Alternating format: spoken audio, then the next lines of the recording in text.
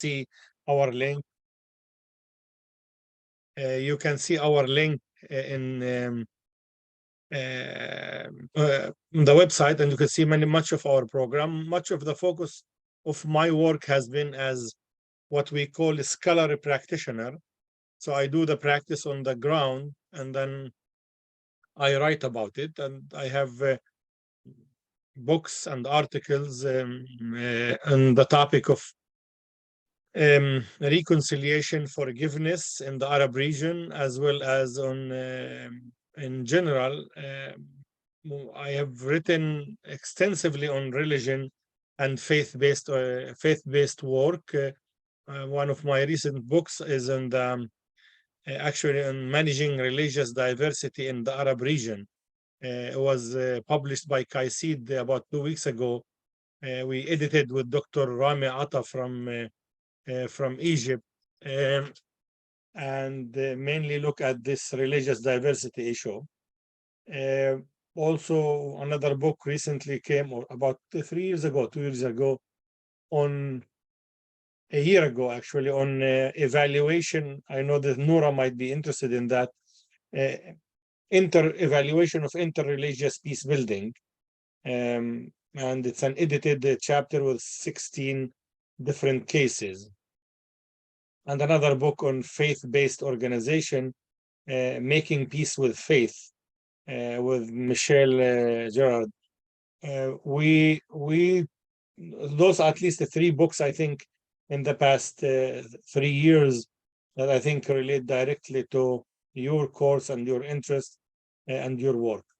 Currently, my work is on reconciliation and forgiveness in the Arab region, and we're launching, actually, in February, we're launching our platform for this work in the region, and we'll be doing that in Amman in the end of February. And hopefully some of you will be interested and engage with us also in that type of work. It's more of a civil society, faith-based organization who are interested in this type of work. And I'm happy to communicate with any of you regarding that, or regarding any of your research, if there is any need for any help. My telephone is in the WhatsApp, is in the chat, and you can see use the WhatsApp to communicate with me. I am in conversation with Iyad, on how the best to use those 2 hours with you. I thought that the basic, which is the section I think this semester is about field research of reconciliation and forgiveness. So I was thinking what to do, and thinking that majority of you, or all of you, probably are from the MENA region and the Arab region as well in particular. And I was thinking that we can tackle several questions today, and I wanted to check and see where you stand on these questions, and we can share the experience, and we can share them, look at your questions as well as your ideas and experience in this area. So I have divided the talk and the conversation today into 4 sections. The first section is the basic qualitative research. I'm assuming majority of you will be doing qualitative research, so I wanted to make sure that we have the same language, the same foundation. The second is to talk about what is unique about reconciliation and peace building research methodology as opposed to other methodologies. And the second question is regarding what is unique about conducting research in Arab region context on reconciliation and forgiveness. What's unique about it? Is it unique at all? And then the fourth question, what are the challenges you expect to face in your research in Arab region on the concept of reconciliation, forgiveness, and peace building? And finally, what I'd like to do that through 3 concepts. One is the concept of positionality. The second is intersectionality of identities. And the third one is the criticality.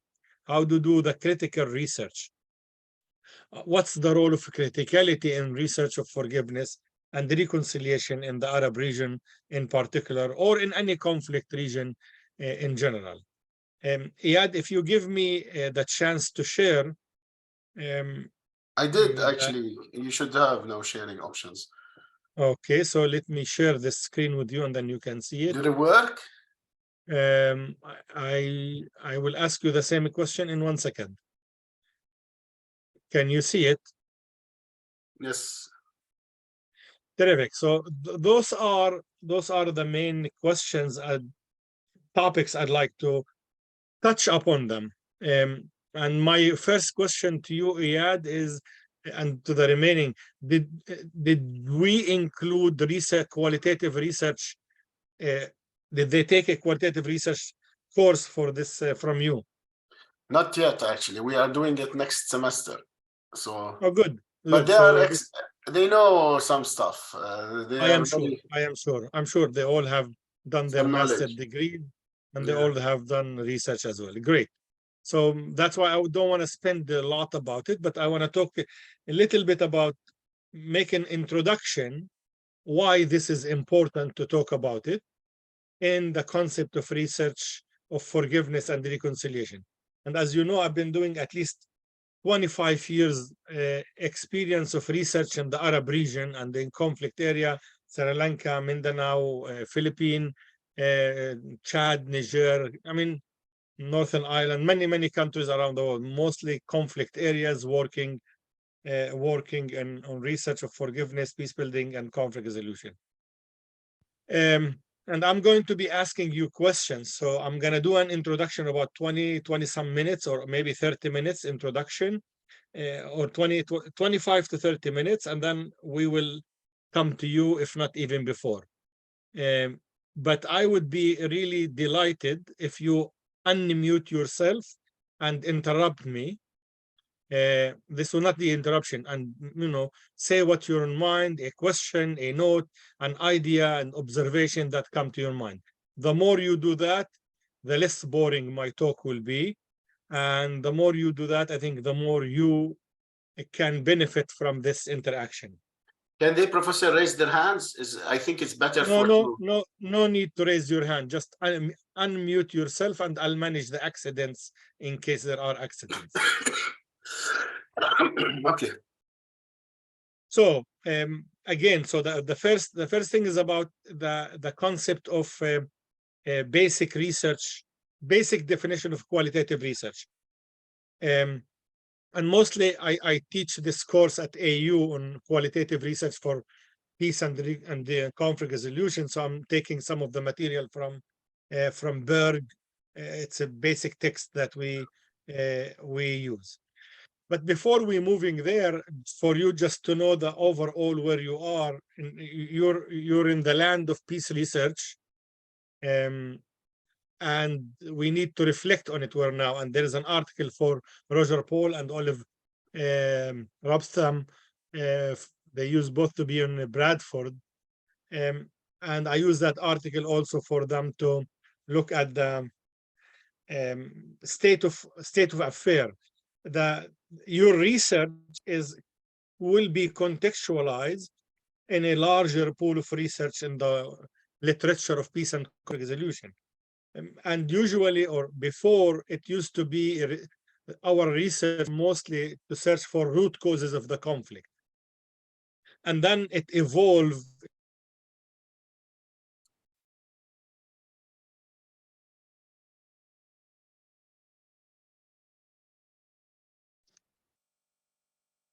You are muted, Professor. It was disrupted. It was.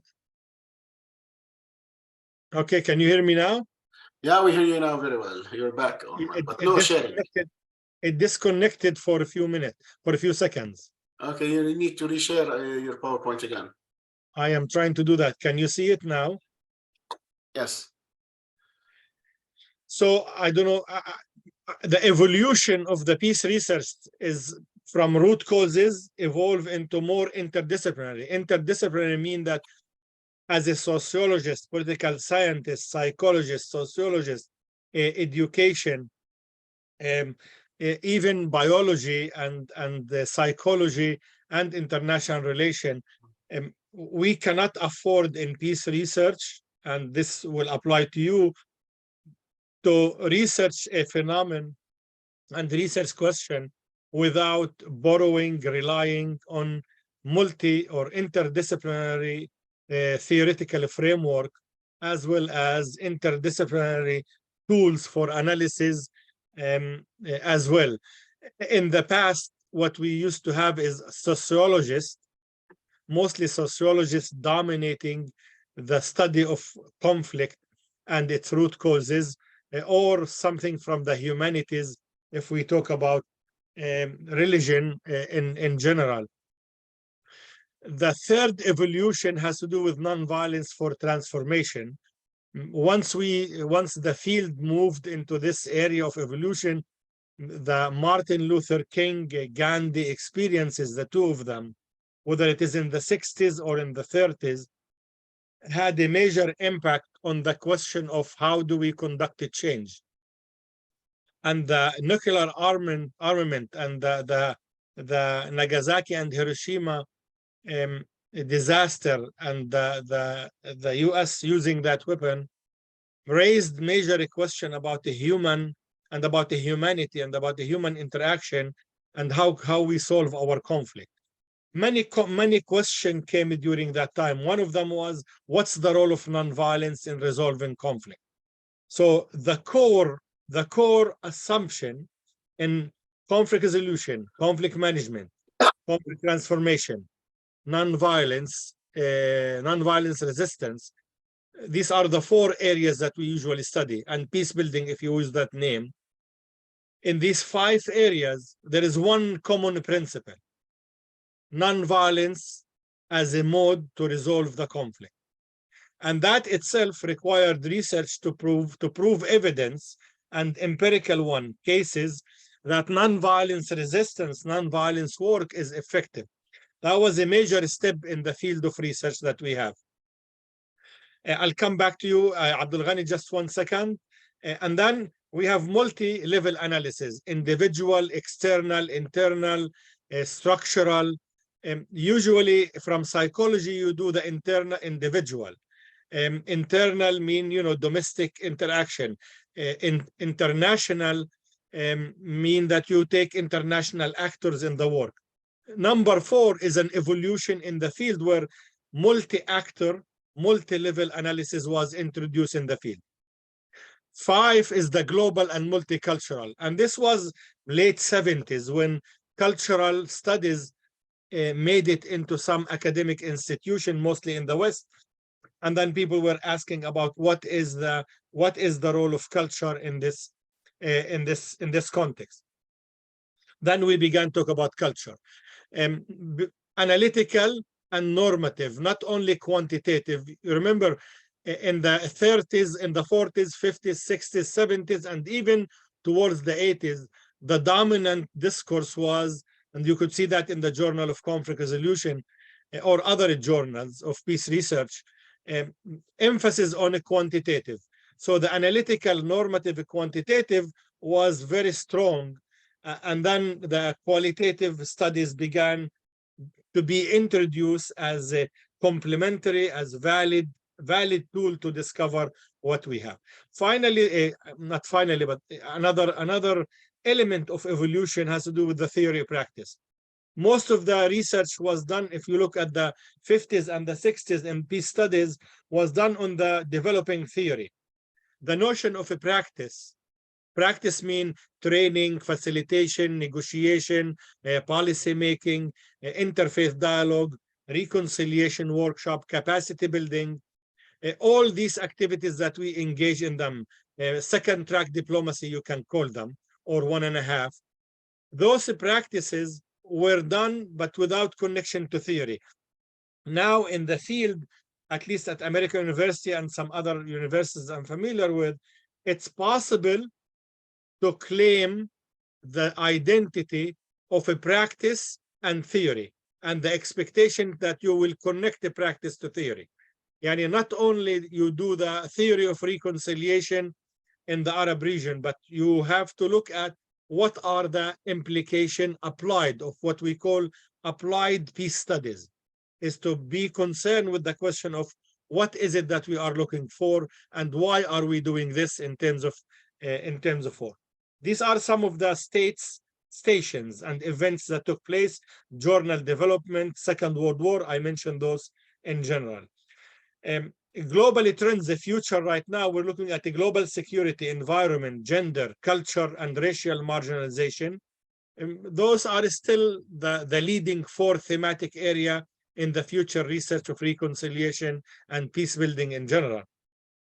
And we're still not as much in the global economic development or technology. The technology part is being developed, but not as to that extent. تفضل أستاذ عبد الغني. Thank you so much, Professor, for this introduction. It's highly I highly appreciate the work because it's organized in a very good way, starting from the step one to the end. I am just asking about the previous slide concerning the point of non-violence transformation. Okay. Yes. And all of my work is related to religion, as you know. So I'm gonna ask you about can I consider the interference of state or army in some situations non-violence, although they use sometimes some power to transform or to deter those who have some those who have some operation or try to make some violence or for example the verse الآية وإن طائفتان من المؤمنين اقتتلا فأصلحوا بينهما. Okay, so this is non-violence interference. فأصلحوا بينهما. Then فإن بغت إحداهما على الأخرى فقاتلوا. Then this word قاتلوا, fight them. It's not kill, it's a fight. Yes, okay? yes. So can I consider fight here is non-violence for transformation, or it's also it's illegal? You know, it's illegal interference, but can I consider it non-violence or not? Good. Thank you for the question. So in my view, and I'm not sure if your program has done this to you, but in my program, in the master and the PhD, I go through this question, Abdul Ghani, immediately in day one or in the first quarter. And I'm going to ask each one of you this very brief questions. Abdul Ghani, to respond to your question directly, yes, there are a number of interpretations for فَقَاتِلُوا and fighting them, and some interpretation says قَاتِلُوا does not necessarily mean the use of violent force, but the use of force, but doesn't have to be violent. And this is that's an important distinction between the force and between violent force. So from my view, and this is my view, this is Mohammad Abu Nimer only view, you don't have to buy it. Non-violent mean no use of any method or tool or venues or methodology that inflict physical harm, damage, or in my view also psychological abuse of the other. That's the classic non-violent approach. States and countries, when they use military, like in Iraq or in Lebanon or in Palestine or in Pakistan or in Yemen or in any of these countries, that's a structural violence used in order, whatever it is the objective. They can call it peace, but that's not non-violence. Every time you use violence, you are negating the peace and conflict resolution paradigm. See, we have two paradigms. You have the just war theory paradigm, and then you have the ideal paradigm. That's the realist paradigm. The realist paradigm says you have to use violence in order to resolve conflicts, but you have to use the violence in certain ways under certain conditions. That's why we call it just war theory. And they bring religion to explain that. On the other hand, you have the idealist, which what our house, our paradigm, and the house of the peace study says you can solve every conflict regardless of its nature by using non-violent methods. Those are two paradigms. Sorry, again. This is again. Sorry. The second paradigm is the peace and cooperation paradigm. And it's called the idealist in international relations. The idealist says you can solve every conflict regardless its level, nature, long, parties, actors, you can solve it non-violently.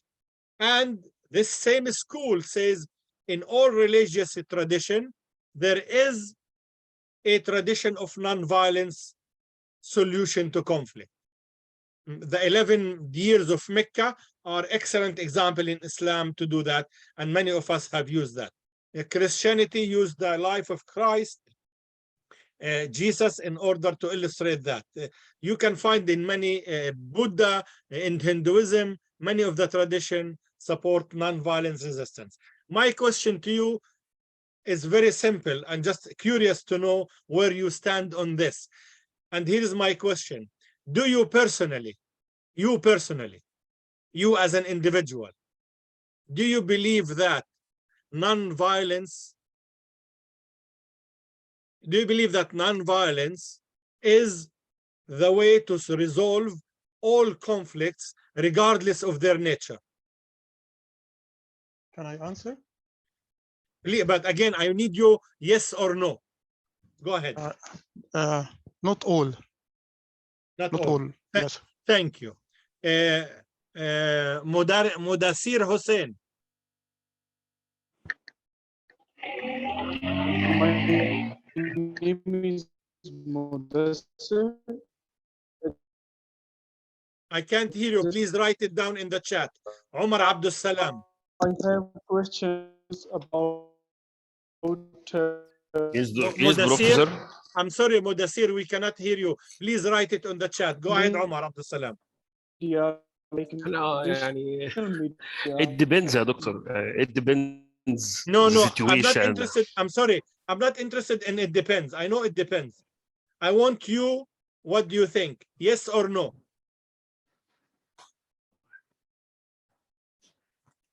I don't know.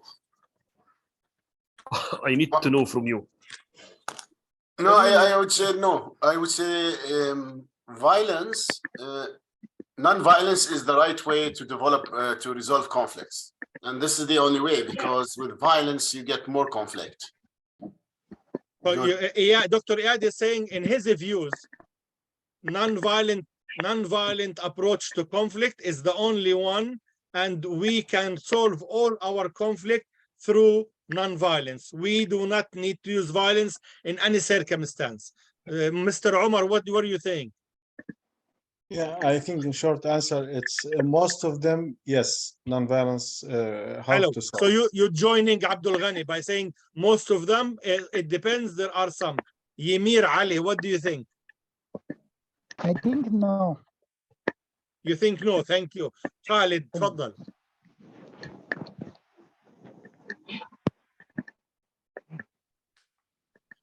Okay, Bashar. I think no. Okay, Michael Sawahni. Yeah, I'm not that much optimistic person, so I would say, of course not. Of course not.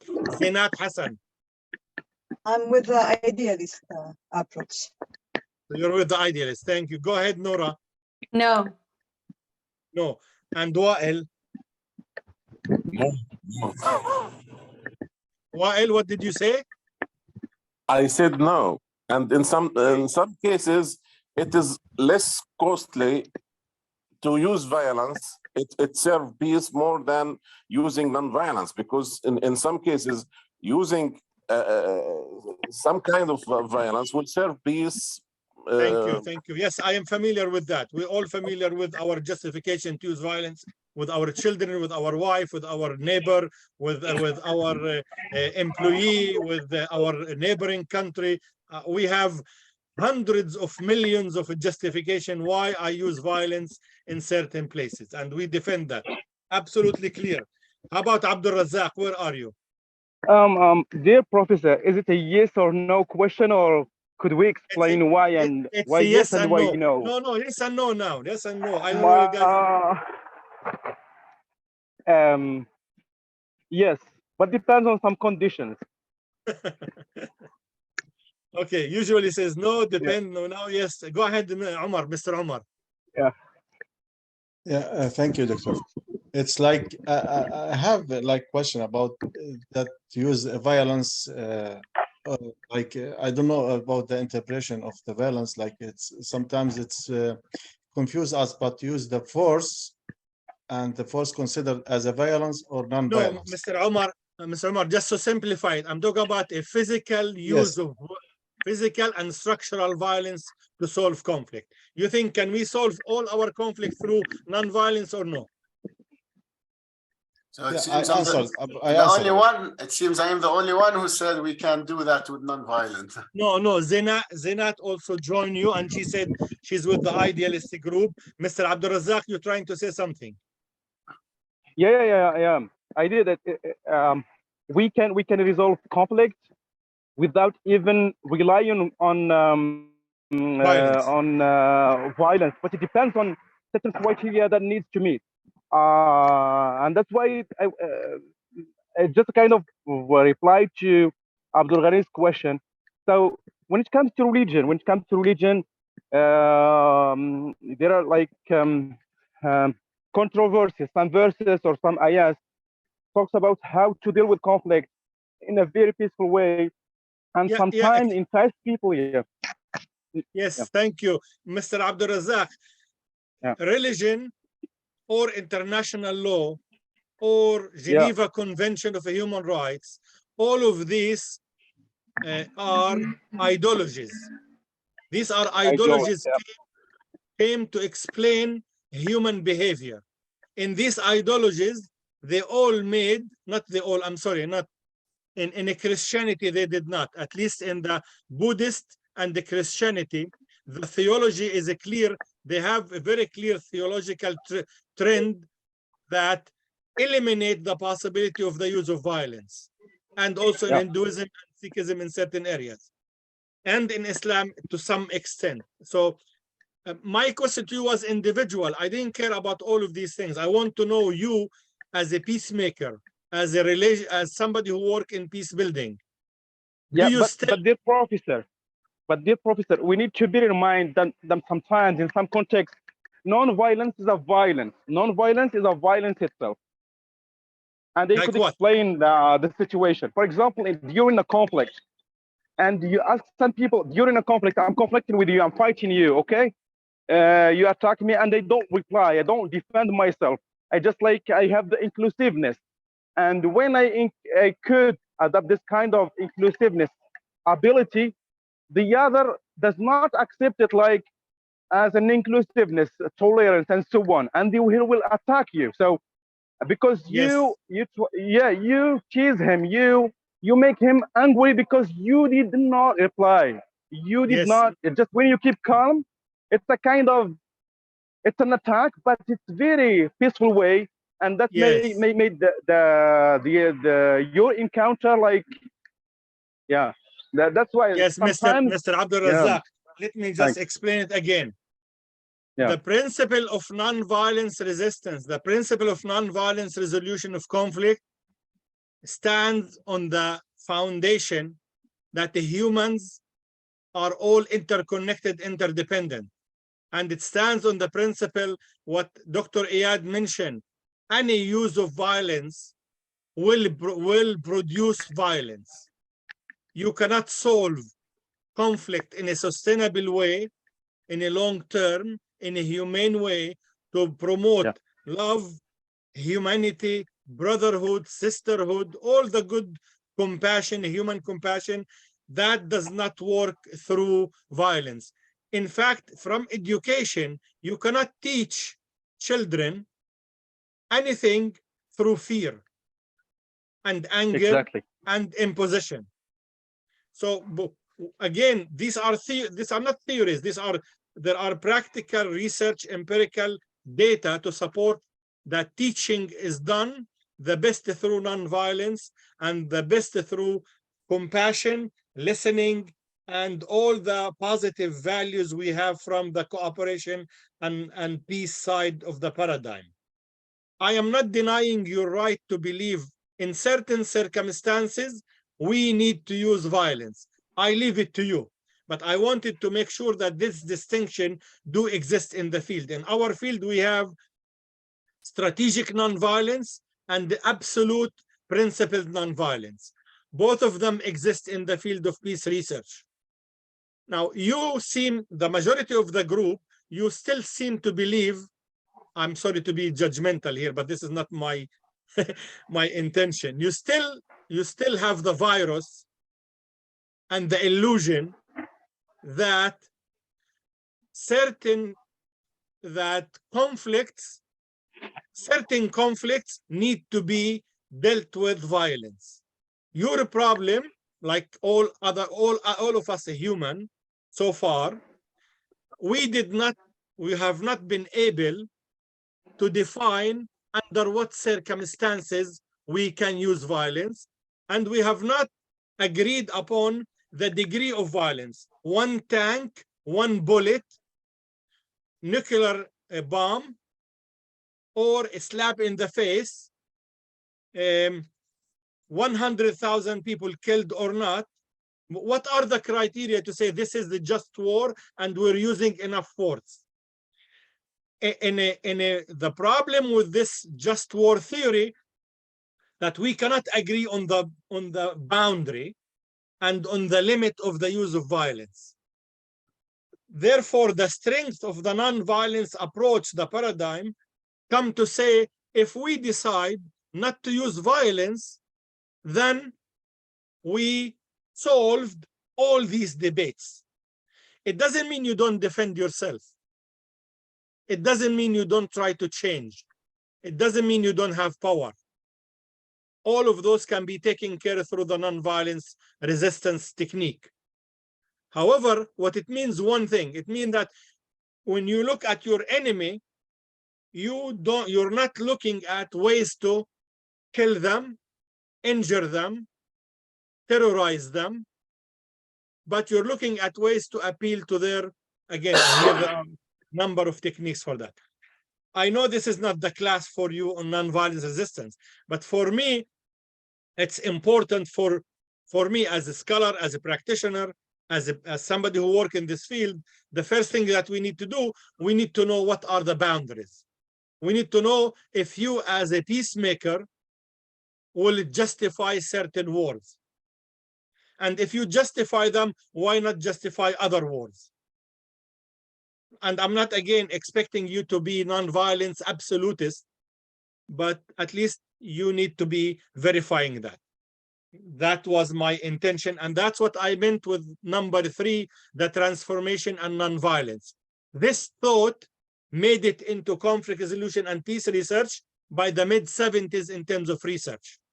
It was also before, but it has lots of focus in terms of research and the practice later on. Michael Beer just published a revised book of Sharp on nonviolent strategies, and I think there were about 287 techniques of nonviolence to use in order to resolve conflicts. There is no shortage in the use of conflict. I'll leave you with one other insight. If you're in your family, will you use violence against your wife, your child, your brother, your sister? Right now, I know Khalid is shaking his hand, no. Right now, we as a human in our conscious have evolved to some extent, not all of us yet, evolved thinking this is a taboo. Although some continue to hit his wife, or hit her husband, or hit your children. Certain societies, Sweden, Norway, have prohibited that by law. But we, in some areas, some cultures, some societies, still have a justification in when and how to hit your wife and child. And we still give that action some justification. It's exactly the same debate we have about international relation, ethnic conflict, national conflict. We are still in that debate. The difference, in the House, we made the progress.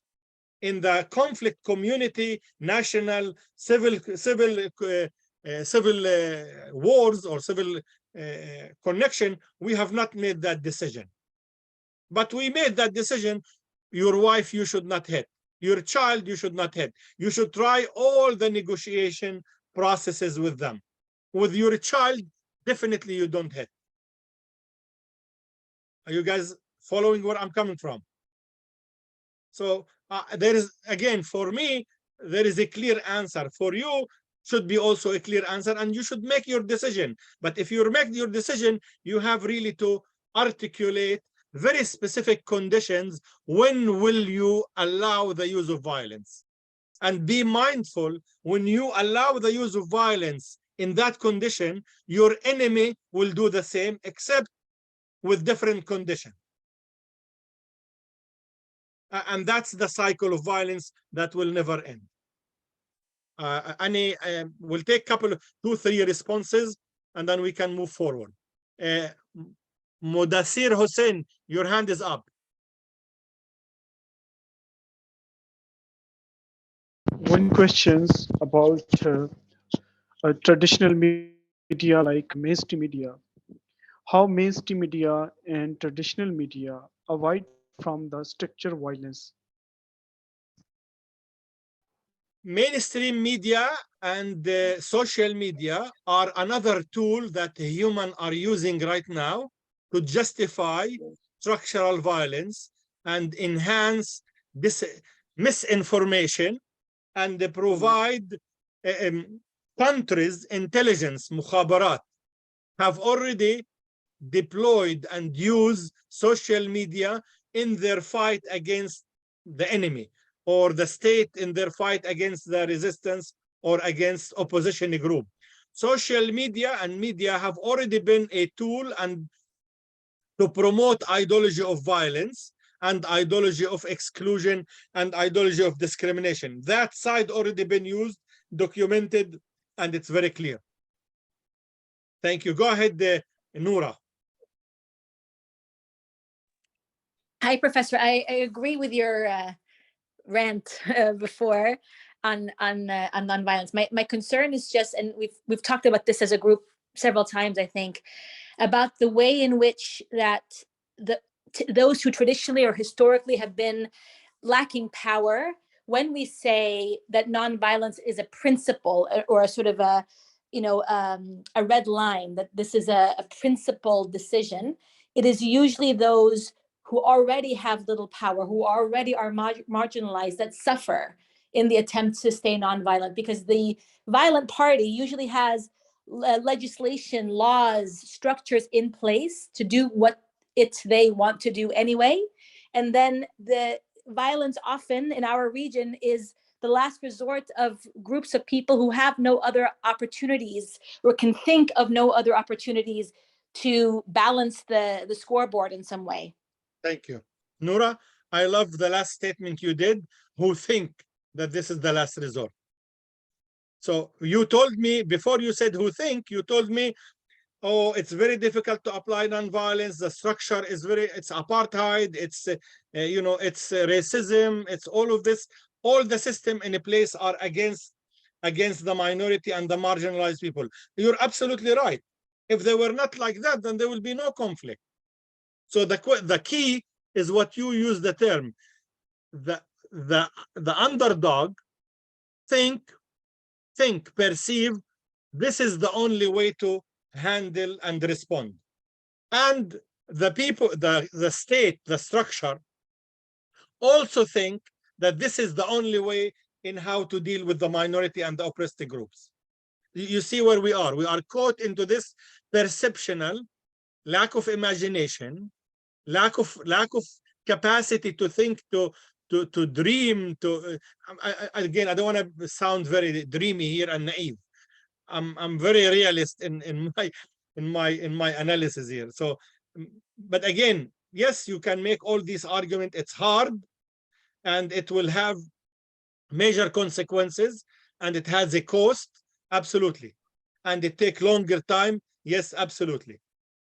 I agree with you. These are the challenges, but again, the other option is to destroy them or they destroy us.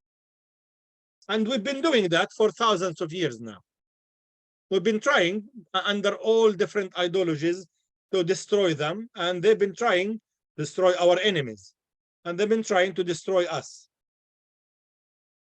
That's where the power of imagination of non-violence resistance and non-violence resolution of conflict. And what amazes me, that we are willing to apply that to our children and our partners and our friends, but we are saying no, when it comes to a larger group, we should not do that. We should use violence. And in fact, the more violence we use, the more we hurt them, the more likely they will surrender. And if they surrender, we're going to get what we want. We don't think about the cost. Anyway, yes, this is my Friday preaching, maybe to you. It sounds as a preaching to you. It's up to you. Again, in my research on nonviolence, I identify 3 groups. One group is the offensive, the one who promote the use of violence in order to resolve conflict. The second group is the just war theory. Just war theory group is the one that says, in principle, we should use non-violence all the time. However, under certain circumstances, we can use violence. And when we use the violence, we need to be very careful not to abuse and not to overuse it, and be mindful of how we use it. So international convention, human rights and international law, put issues of genocide, certain proportional use of violence. Israel have debated for the past 70 years that they've been using proportional violence with the Palestinian, and they never exceeded the proportion. The US also said that they use proportional violence with Iraq, and also in Yemen or in Somalia. I can go on and on. But again, that's the just war theory. And then there is the third school where we are right now, the school that says the safest way to remove injuries, victimhood, remove this cluttering of violence is to use non-violence as a principle in all situations. But again, it doesn't happen in one day, one night. It means we change our education system. It means we change our media, as Modasir asked about it. It means we change our religious dogma. It means we change all these institutions in order to create a culture of nonviolence.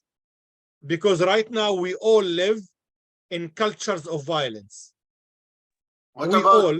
Professor, what about resistance? Resistance and non-violence. Yes, resistance. Resistance, non-violent resistance, solution of conflict in a non-violent way. All of these are methods. But my point, the North and the South, both of them live in culture of violence, structures of violence, in different ways, with different costs. But regardless, if you look at all human civilization right now, we all still struggling with this notion of non-violence versus violence. Some countries, some societies made a progress a little bit in prohibiting the use of violence against certain sectors, against women, against children, against minorities. They revised their education system. They talk about non-violent ecological approach. They are trying, and I think it's important for us as a group who study conflict and peace to be aware that these schools exist, and we as a human struggling into that. and I just wanted to do an exercise of 3 minutes, but it turned out into 22 minutes with you to verify where each of you stands. Go ahead, Omar. Are you still muted, Omar? Sorry. Yeah, there is a question, Professor. Like my question is related to the point that Dr. Iyad mentioned about resistance and violence. I think we have to identify exactly the term of violence, because what I learned, like I knew that is the violence is misuse of power, sometimes considered violence. But regarding the Palestinian case, if we apply this on the Palestinian case as a non-violence for a transformation, for example, like that there is a Palestinian resistance is considered a violence, and there is, if you go to the international law, that they guarantee that the right of Palestinians or any people under occupation to resist the occupation. Okay, the misuse of power, it's maybe considered violence, but if it goes into right track, I think it's non-violence. Like a police, if they want to go to fix a problem somewhere, they use the power, they use the weapons, they use something. It's like to prevent or to fix or to manage any conflict on the ground. They use the police power. It's considered a violence or non-violence. Sometimes maybe thank you. Yeah, thank you, Omar. You know, again, so you're giving me an example from the second group. The second group says you have the right to defend yourself. There's international law for that. The same principle Israel uses in their right to defend themselves. So that's where the issue. Yeah, absolutely. The Palestinian resistance against the occupation is a self-defense. The ANC struggle against the apartheid is self-defense, and it justifies the use of violence for them by international law. Yes, because today, as I mentioned again, we as a human, we as different civilization, North and South, have a consensus on the just war theory. Yes, you can use violence to resolve conflict in certain conditions and certain criteria. If you exceed them, we call you to the United Nations and we have a resolution. And then it's okay for you to either we apply it sometimes and we don't apply it sometimes. So there's 70 some resolution against Palestine, and they never been applied by the United Nations, implemented. But the resolution against Russia, they want to implement it. The resolution against other countries, they can implement it. We are into this dynamic, into this game. I wasn't trying to tell you you don't have the right to defend yourself. No, I was trying to tell you the third school is a non-violent transformation. That school is inherently, morally, legally, ethically very different from the school of just war theory or the school of realist attack. The offensive form of resolving conflict. I wasn't trying to convince you should be in the third school, but I just wanted to create this dilemma for you to make sure where you are. And this is part of the positionality discussion. This is part of the positionality for you, your own individual awareness. Where are you located in this debate? And why are you located in this in this specific area? That was my intention. And again, I'm not telling you don't resist. No, resist. But the resistance, as you know, in the case of the Palestinian, also can be nonviolent and has been tried in 87 at least till 89 or 90. And also later on, and continue on every day. Many Palestinians on daily basis use force, use leverage in order to defend against the settlers, against the occupation, and so forth. That is also legitimized, and they do that. Again, yeah, that's where we are. I want to move on, if you don't mind, in terms of where we are in terms of research. So that's the debate. And in peace research, We have those three schools, and it's good for you to know what school you belong to and why you belong to that school, and what are the consequences of you justifying certain forms of violence in order to achieve peace. You justify the use of violence in order to achieve peace. And that itself is where I wanted us to think. Research of reconciliation is about knowing. So there are different ways of knowing. You are partially wrong. Individuals have different experiences. And again, what we're looking at in terms of research, the core question, how do we know? How do we know what we know? We observe, we measure things, and we are really always debating how reliable knowledge distinguish from things that are less less clear for us in that sense, less clear or less sure for them. But the point of this slide is to say, what are the ways of knowing that we are using? We have several assumptions about how do we know the world. So let's say Abdul Ghani is trying to study the reconciliation between I'm not going to get you in trouble, between the brotherhoods in Egypt and the government.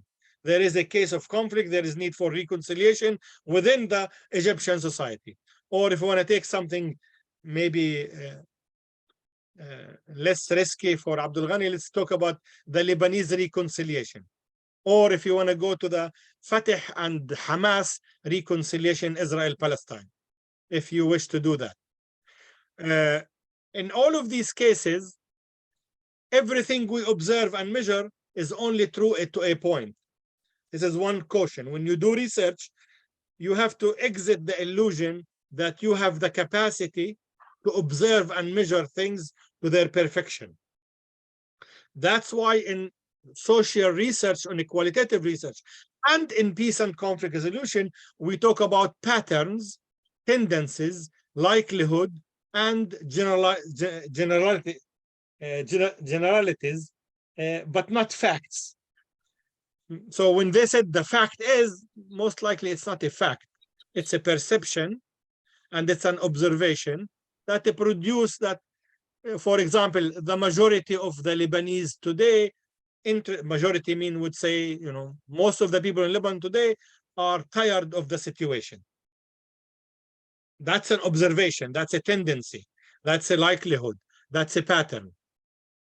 I'm not sure that's a fact that applies to all the Lebanese. Second principle, socially constructed.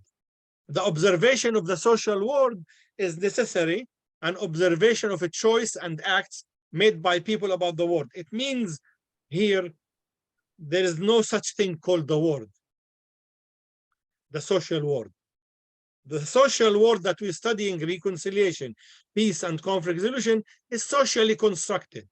Socially constructed means that people, perceptions, dreams, values, identity constructed that world. So when Omar Farouk just said, the Palestinian resistance, that's a term that we constructed. It's socially constructed, so it's debatable. In our research, that affects what we say and what we measure.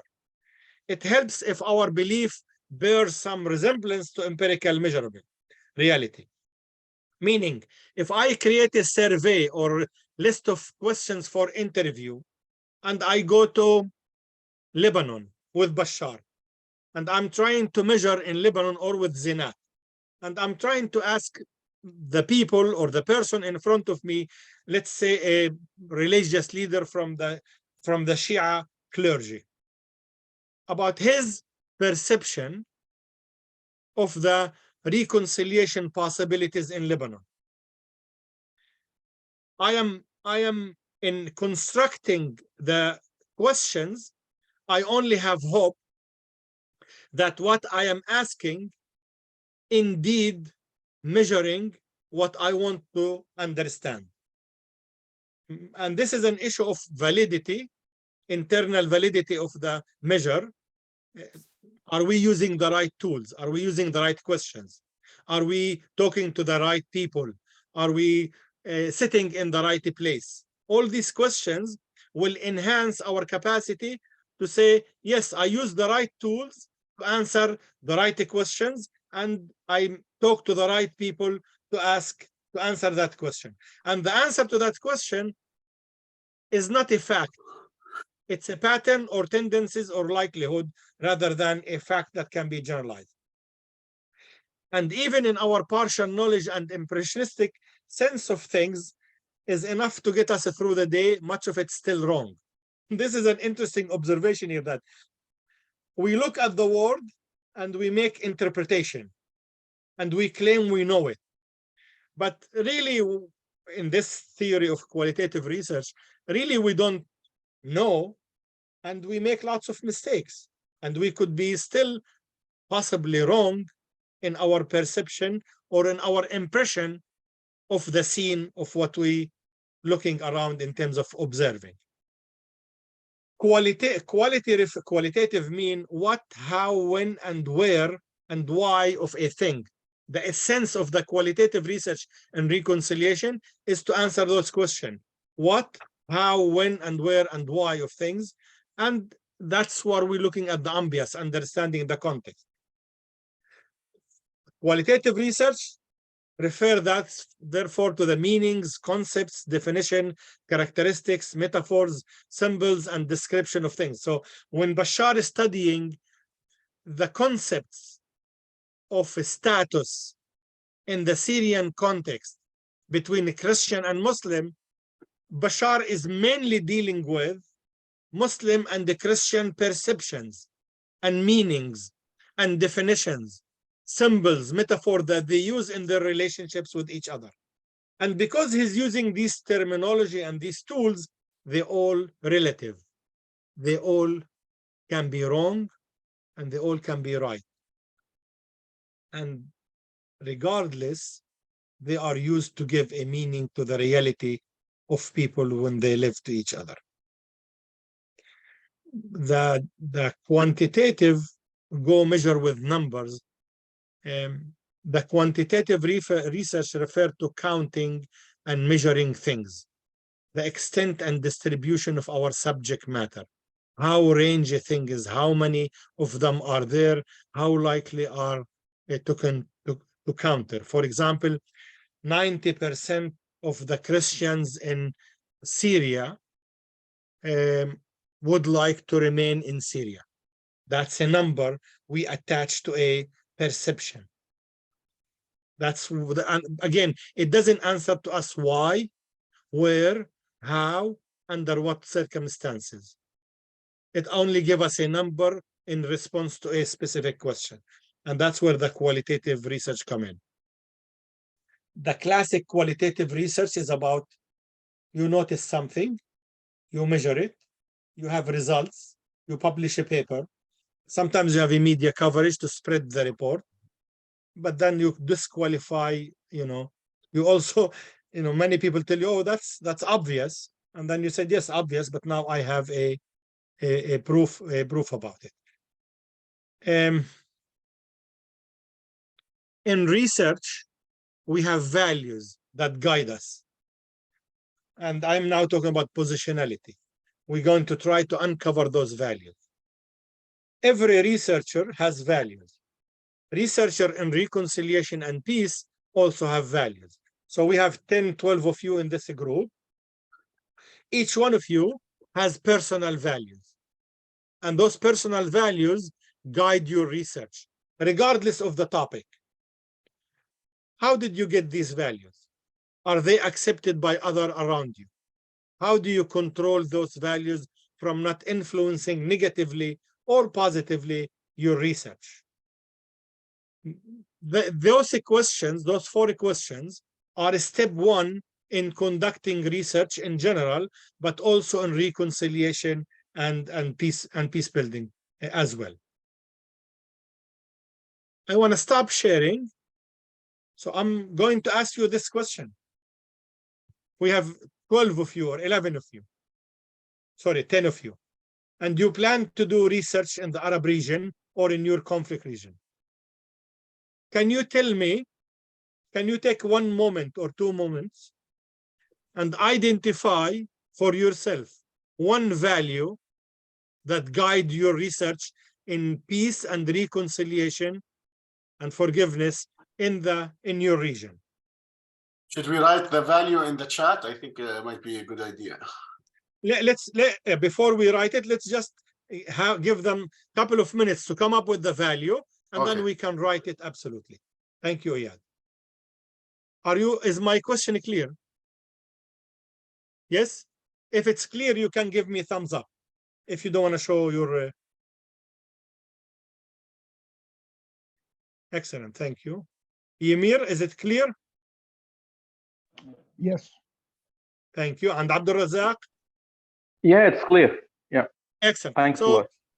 So just 1-2 minutes, think about what is the value, couple of values that guide your research in the area. Where did you get them from, and what do you do with them?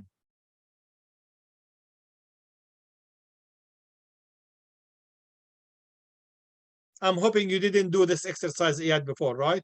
No, me, no. I did not. Okay. But I know it. I know it from... No, I mean, I meant the program itself, your program. No. Oh, okay. I didn't mean you individually. I meant the program, the students. No, they did not. No. We bring every time different professor, different topic. Okay. Terrific. Are we ready? So please just go ahead and write your value in the chat, your name and your value that you have selected or you have realized. Is it one word? More time. Yeah, just one or 2 words. So I want you to think about what values you're using in order to, or guiding you in your research in reconciliation in the Arab region or in the region where you're working. Thank you.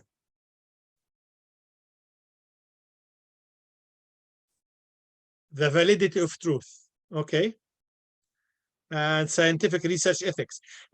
Zainat, can you please give me 1 ethical aspect? What's the value behind this?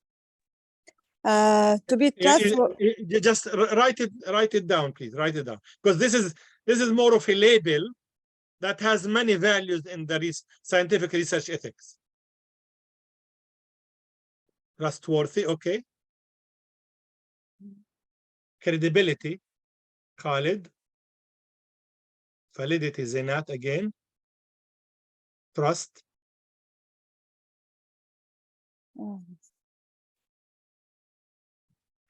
Hussein and Omar, we're still waiting for you.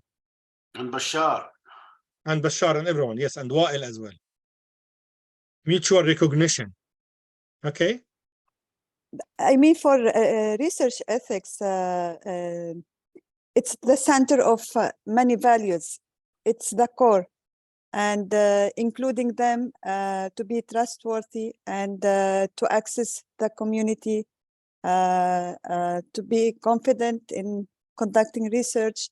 So all. Yeah, but this is not, this is mixed of techniques, what you're describing. I'm looking for Zainat's value. What are Zainat's value? Personal value that you direct yourself of doing while you're doing honesty, my honesty. Yeah, we're all going to be using scientific research ethics. We have to by law and by academic integrity.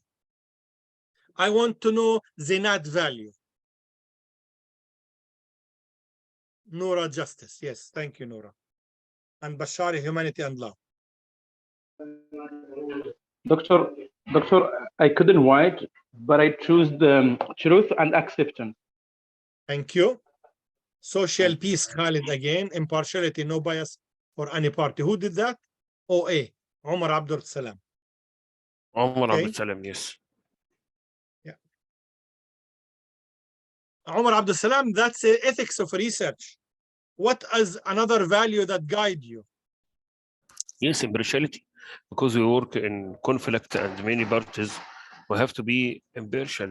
Don't bias to any part. In this, my personal. You ask about my personal. Yes, and I have to be neutral. for all parties. But in Thank you. qualitative research, we cannot be unbiased because we are humans. We are not working on qualitative Excellent. research. Thank you, Zinat. And I was about to go into that route, that gate. I was going to go through that aspect. So it's about to train ourselves about to be not subjective, to be more objective and try to go away from the subjectivity or the biased situation. So, but we cannot. Yeah, but let's just hold on, Zinat. Let's hold on, because Abdul Salam did not say objective or subjective. He spoke about impartiality, and impartiality is possible.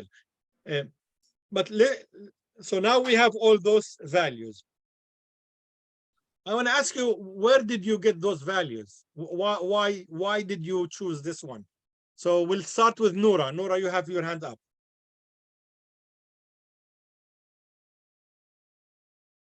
Noura? Yes. I think just as for a few different reasons. I think from childhood, the injustice in our region was obvious.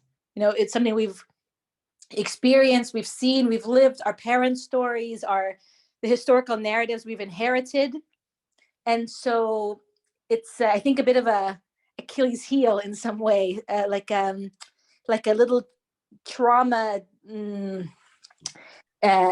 story that we've inherited that for me has stayed as the overriding value that I seek. Thank you. And I want you to think, not only Noura, but everyone else as well. Great. So she has the justice aspect, the injustice.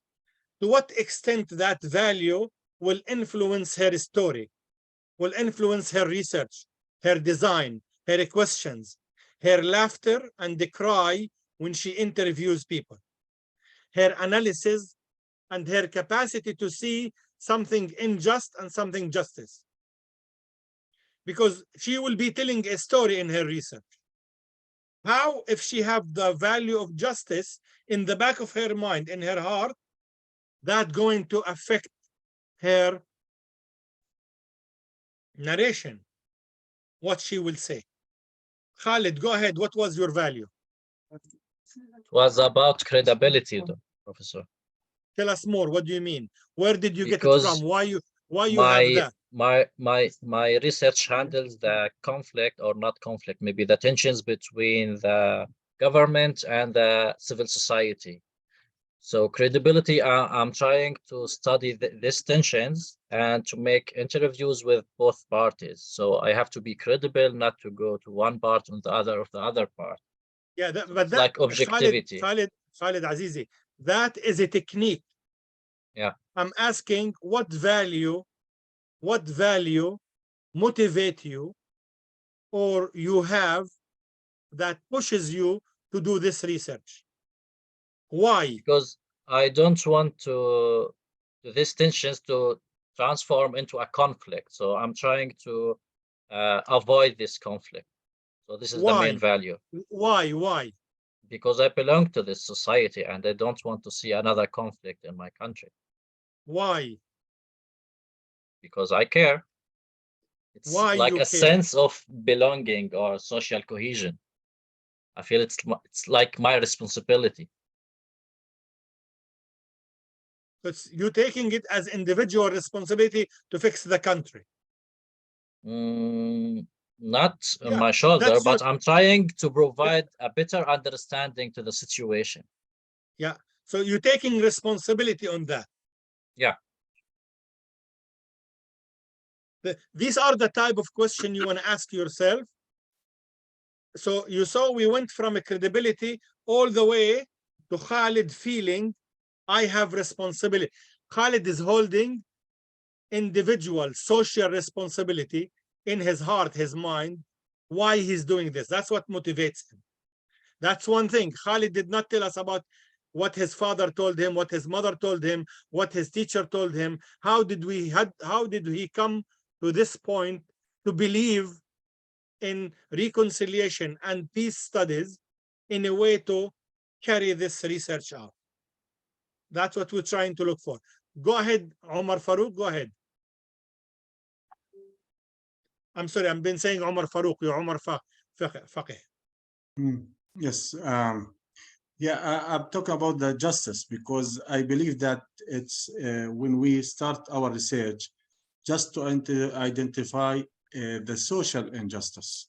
Okay, for example, and in Noura case, I think it's for regarding the children, if there is what they call it, it's juvenile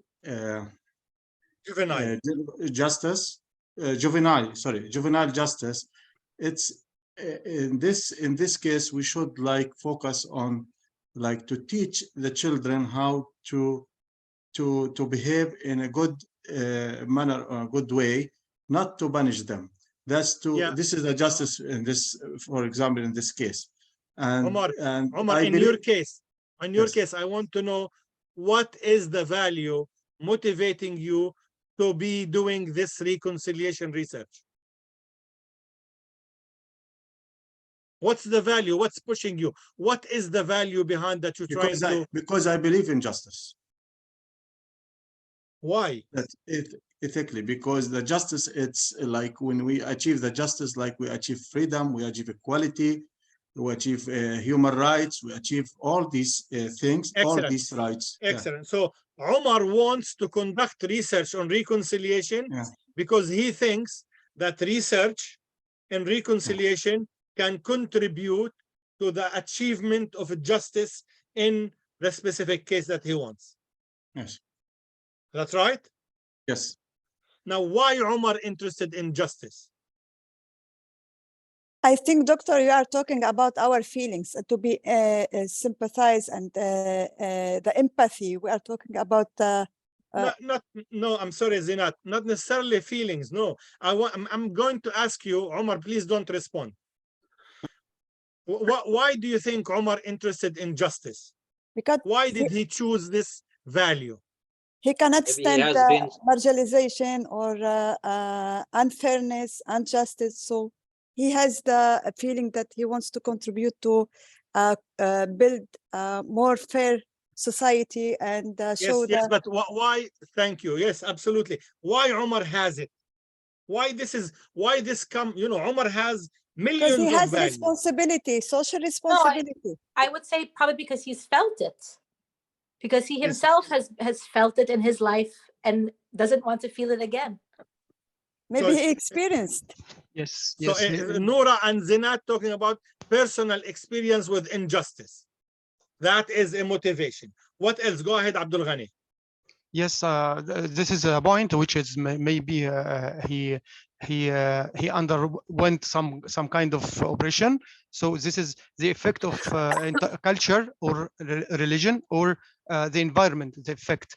My own case is I'm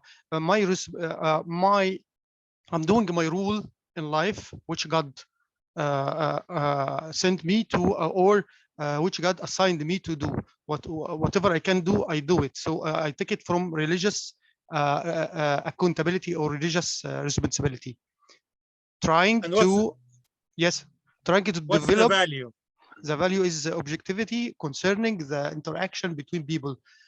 Trying to develop the communicative interaction between people. Okay, thank you. I'll come back to you. So Omar, it shows it justice based on 2-3 responses now from your perspective. You see, Omar is sitting here in front of us. We are projecting on Omar our thoughts. We are just projecting on him. That's called the projection, right? We're speculating. We use our assumption about Omar. Who is he? Where he come from? What does he do? And then we try to construct a story about Omar. We don't know until Omar says why did he choose among the hundreds of values. He took justice and he said, this is the primary value that is motivating my research. Go ahead, Omar. Tell us why. Thank you, Prof. Thank you, my colleagues. Yes, it's a good question because I believe in justice. First of all, it's why? It's personal because after I studied or review from my experience as a Palestinian, like that, if we reach a justice or achieve a justice between both sides, okay, then we can achieve sustainable peace, okay, in Palestine, between the Palestinians and Israel. That if we achieve the justice principle on the ground, it's not theoretically only. That's why I believe that it will be a solution for the conflict. Thank Sustainable you. solution. Thank you. Thank you, Omar. So you see, if you ask question why many times, the person eventually get to the personal set of values that motivating them, their action, their behavior, their belief, and as Zinat said, their feelings as well. So now we know that the most important thing for you is the notion of justice for him. We would just want to make sure in Omar research, interview, design, survey, analysis, discussion, his interest in justice will not blind him from seeing other things that are very obvious in the responses. If he wants justice, he's going to look for it. And that's the problem with, in many ways, bias qualitative research and bias quantitative research as well. We allow our values to blind us from using tools, mechanisms, procedures that will allow us to understand the reality as is rather than as we want it to be. As is rather than we want it to look like.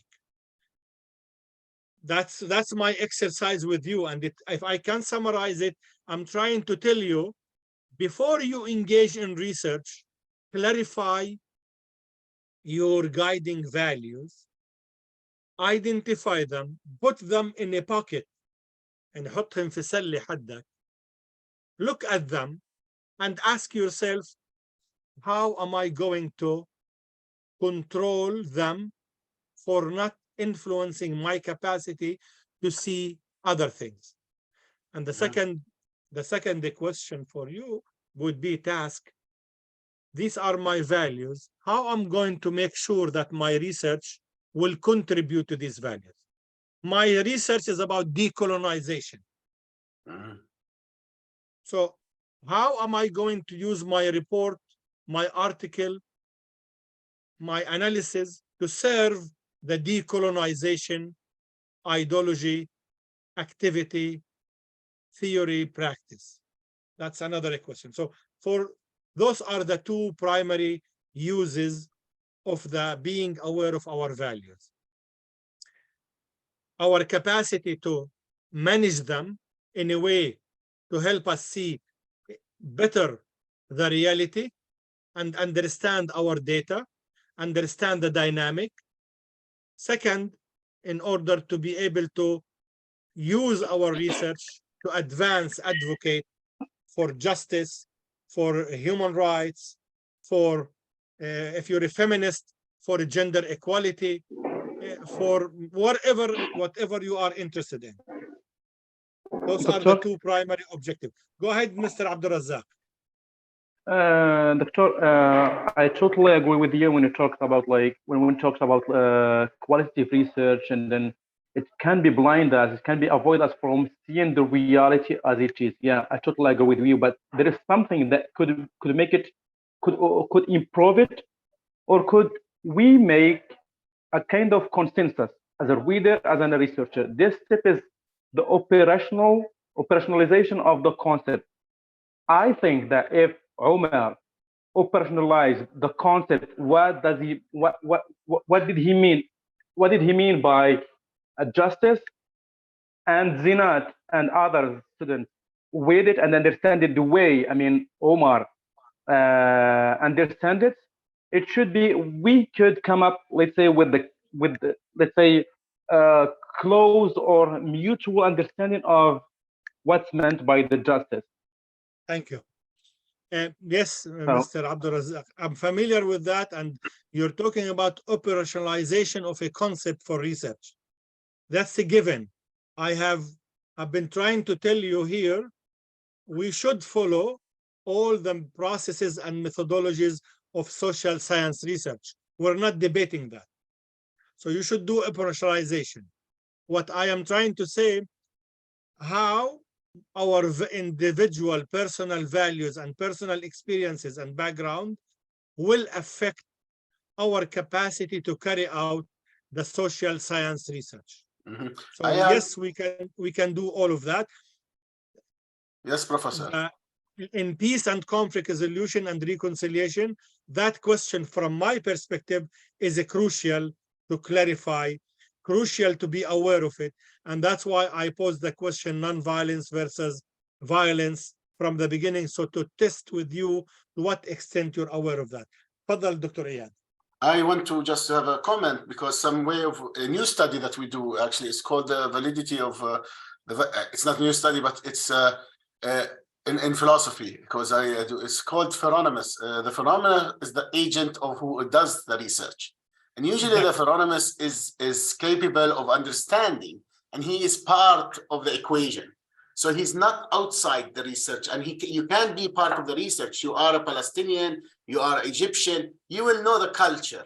But at that decision, what Professor Abu Nimer is trying to say, you are the Egyptian, you are the Palestinian, you are the Arab of the culture, you know what is truth and what is the reality and the validity. So you can understand when you are biased. For example, if I want to do research on Korea, North and South Korea, and I'm not from North and South Korea, I will not understand the culture. I will miss the culture unless I go there, sit with them, leave them with minimum 3 years. I still will miss the culture. So this there's the agent usually is part of the culture, but that does not mean biased, and it gives more validity to the truth. And this is what I wanted to add in the decision. Thank you. Thank you, Dr. Iyad. Yes, to be part of it, definitely.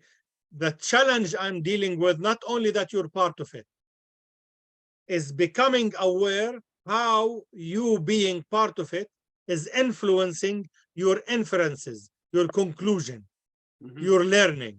That's what we're dealing with. Yes, you are part of it. And that's why we are not objective. That's why it's this notion of being scientific is important, but it also have been used as a tool for domination, as a tool for colonization. To be scientific in many ways meant to say you do not engage in a way to empower, to decolonize. You don't engage with a value. And here we're talking about, yes, engage with your own value. Let Omar conduct his research because he's interested in justice. But also let Omar make sure that when he conducts his research, his interest in justice will not blind him from seeing things that already in front of him.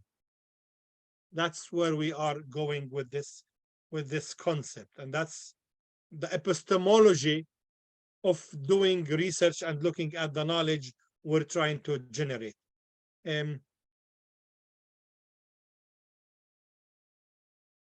So can I add something? Sorry, I want to make sure that we also. I'm sorry, just 1 second. Somebody written love. Who was that? Me. Was it Bashar? Yes, Bashar. Yeah, but Bashar, can you please take a couple of minutes to tell us why and how the value of love motivate your research?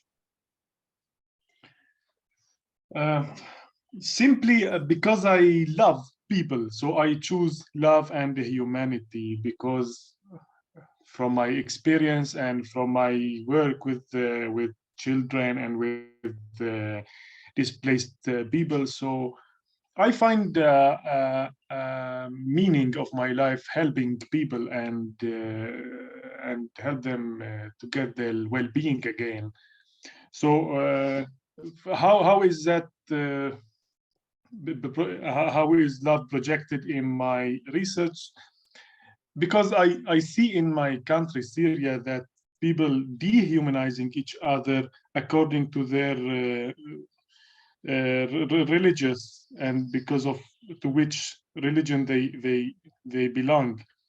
So I see I'm trying with my research to help them get out of their identification with their religious identity by regain their how to say, to feel equally again and to feel that security again, and that's, I think, helps them get out of their religious identity to a bigger identity.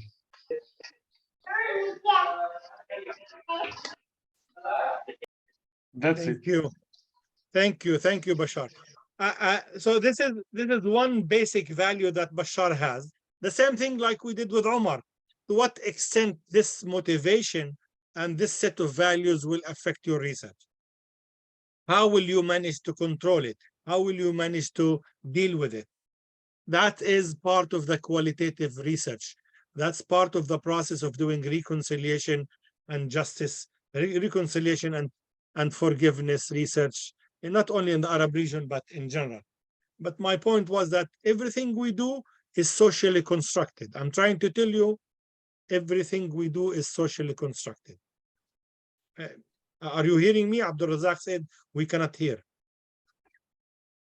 Yeah, Can we you can hear hear me? you. I can hear you very well.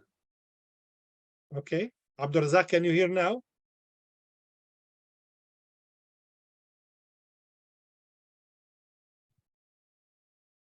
Hello?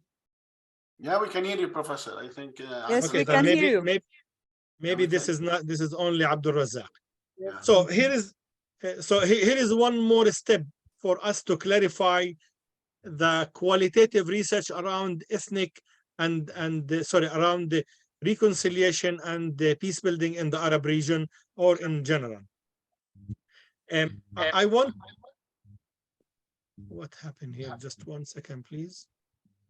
I want each one of you, if you don't mind, to play with me one more game. Not really game, but at least a question to see how much you know each other. So I want each of you to write, who am I? We're looking for an identity.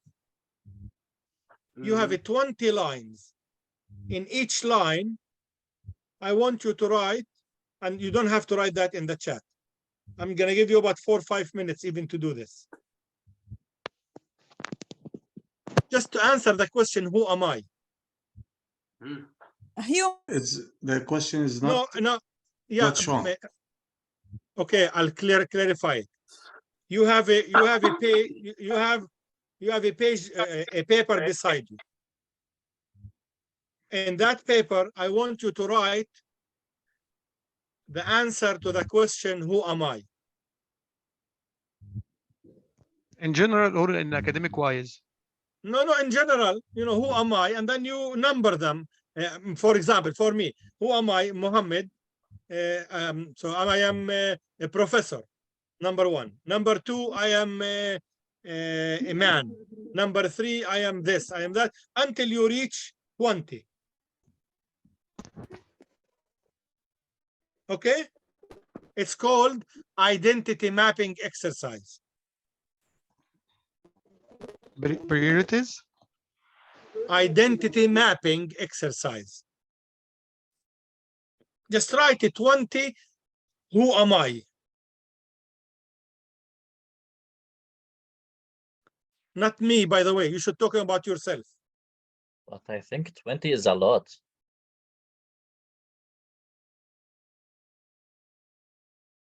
Sorry, I know it's a lot, but believe me, you are more than 20.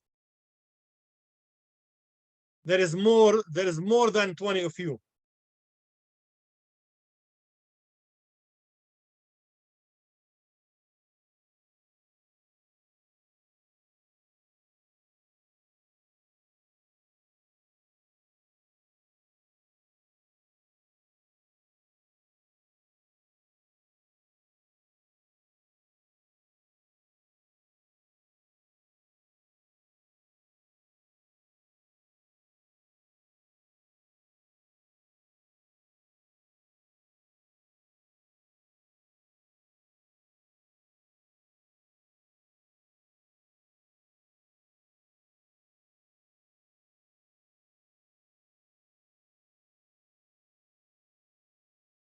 once you reach 20 or after 15, just give me, put a thumbs up.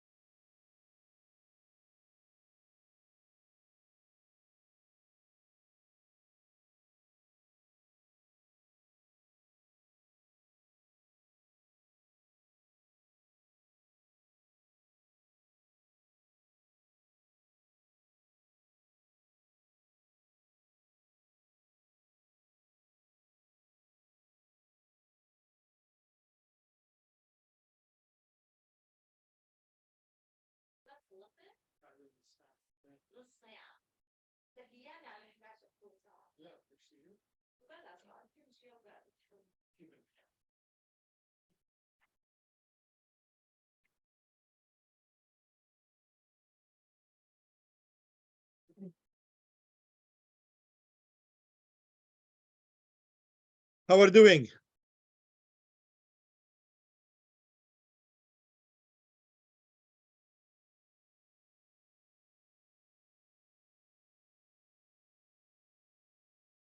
Are we any close? I'm done, I guess. Okay. Hussein, are you writing? Hussein is frozen. Khalid.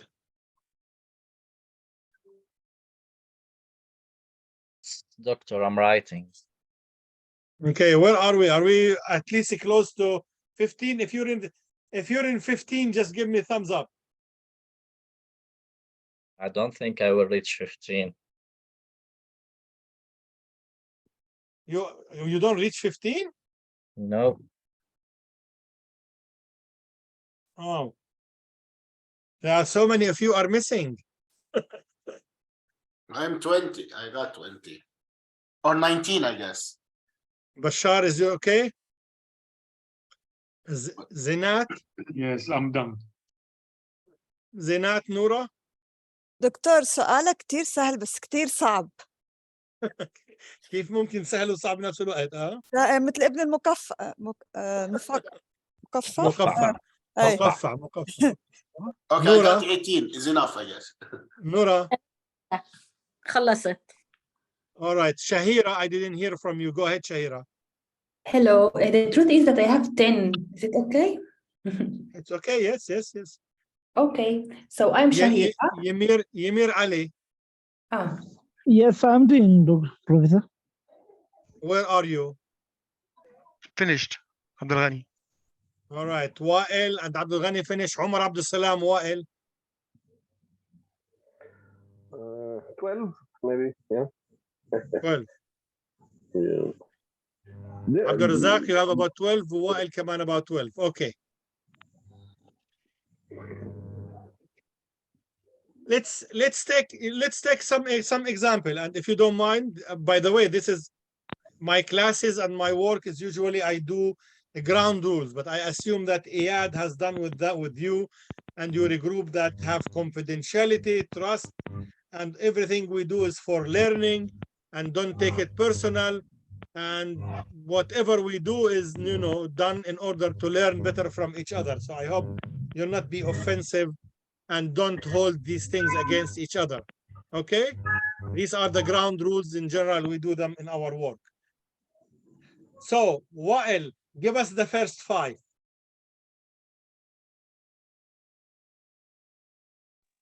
Okay, I'm Wael. I'm human. Can you hear me? Yes, we hear you. Okay, I'm Wael. I'm human. I'm Palestinian. I'm an Arab, Muslim, father, husband. I'm a friend. I'm a lecturer. I'm a researcher. I'm an activist. I'm male. I am what else? Yeah, these are. Are they in an order, an important priority, or no? No. Okay, yeah, that's fine. Yeah. Anybody else? Go ahead, Abdul Ghani. Thank you, Professor. I know. I think that you are after the order for priorities, but when you ask the question, the first one come to my mind is a Muslim, then a man, a father, a trainer. I don't care about the order after that, but the first thing comes each time that is a Muslim. Okay, this is the first one: a man, a father, a trainer, academician. 5. And then what comes after 5? Academician, Egyptian, neighbor, reconciler, a driver, volunteer, helper, an Arab, brother, husband, linguist. Good, excellent. Thank you. Yes, Omar, go ahead, and then Nimer.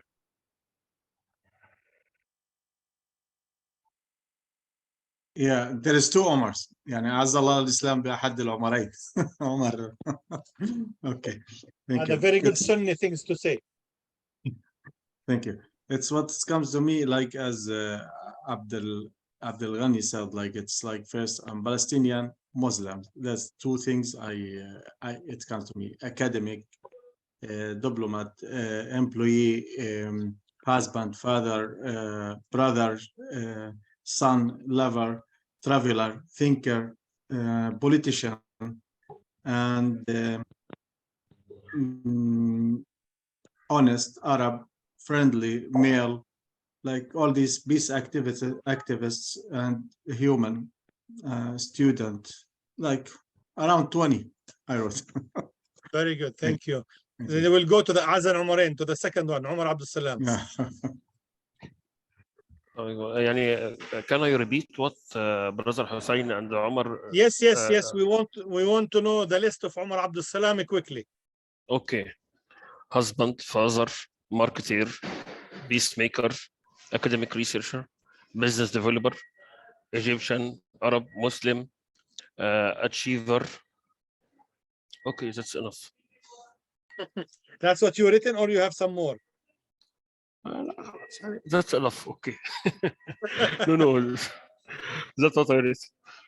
Okay, Yamir, go ahead. Yeah, I am Nimer, lecturer, Ethiopian, and I am a Muslim, and also I am African, and a father, a brother, and also I am human, and I'm ethnically I'm a Mahara from Ethiopia, friendly and socially, trainer and researcher. This all are most. Terrific. Thank you, Yamir, as well.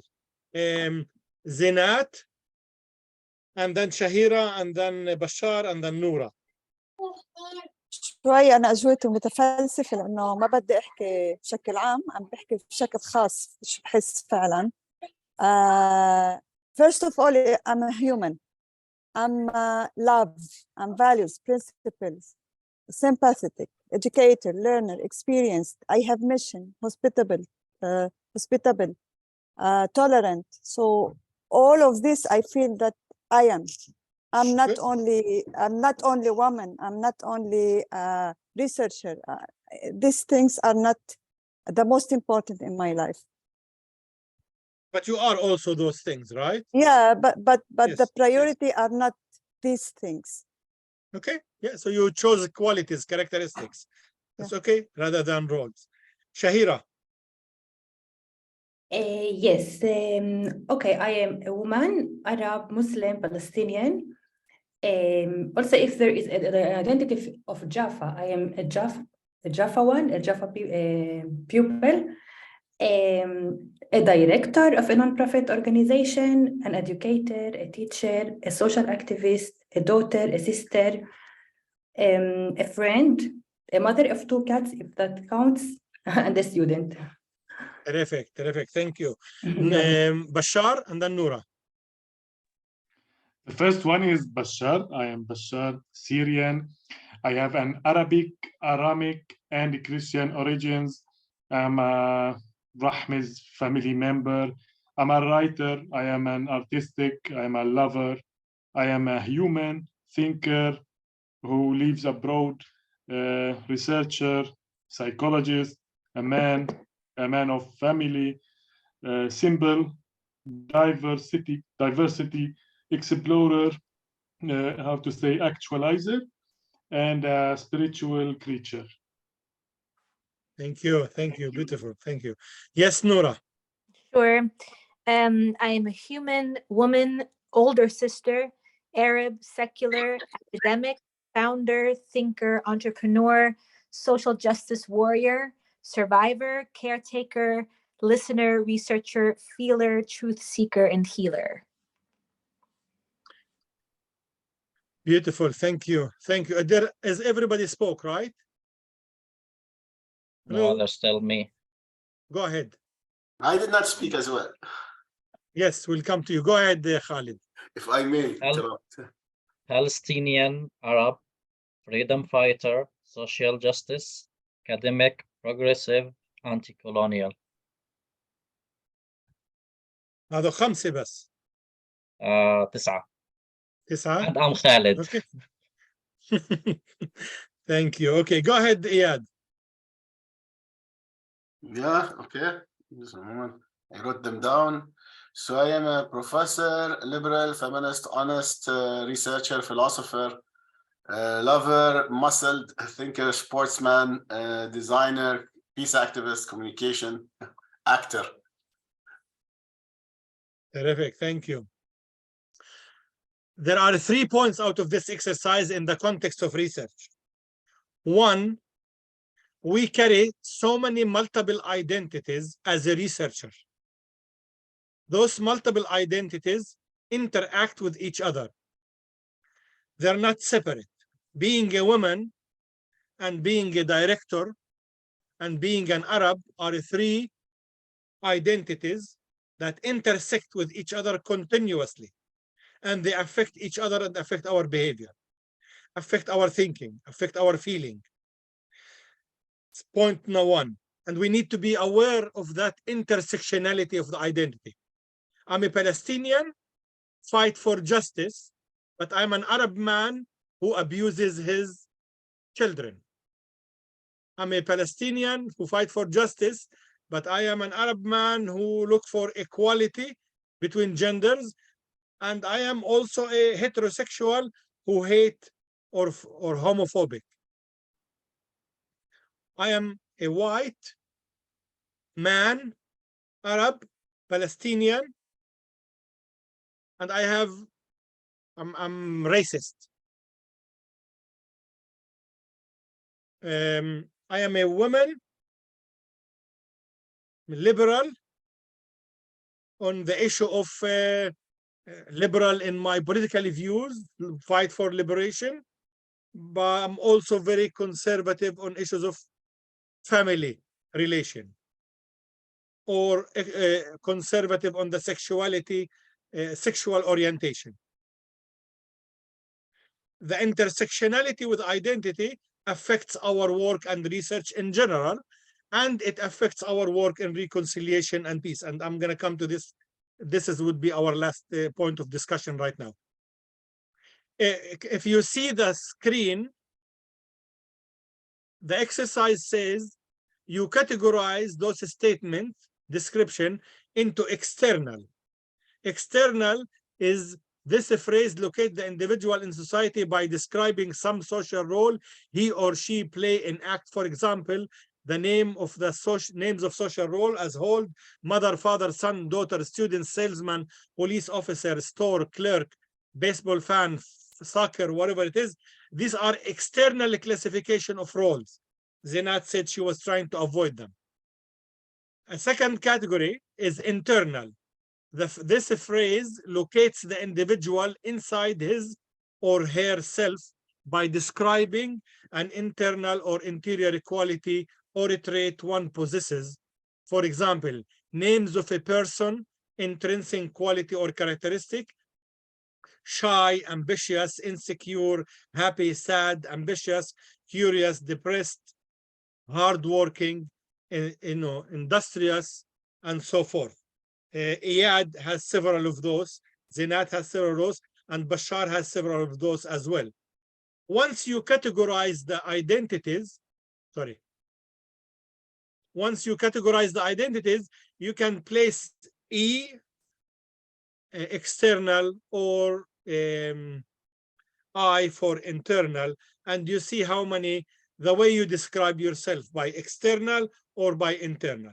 But regardless what you did with it, my third point for this exercise, whether it is internal or external, these roles, this definition of the idea of who are you, are in constant dynamics and constant intersection and intersectionality, and they affect your views of why and how you are doing the research in the reconciliation and forgiveness in the Arab world. And it's important for you to make them priorities, to put them in a priority. What's most important for you now in your age, wherever your economic status is and your profession, in order to become more aware of the type of research you want to do.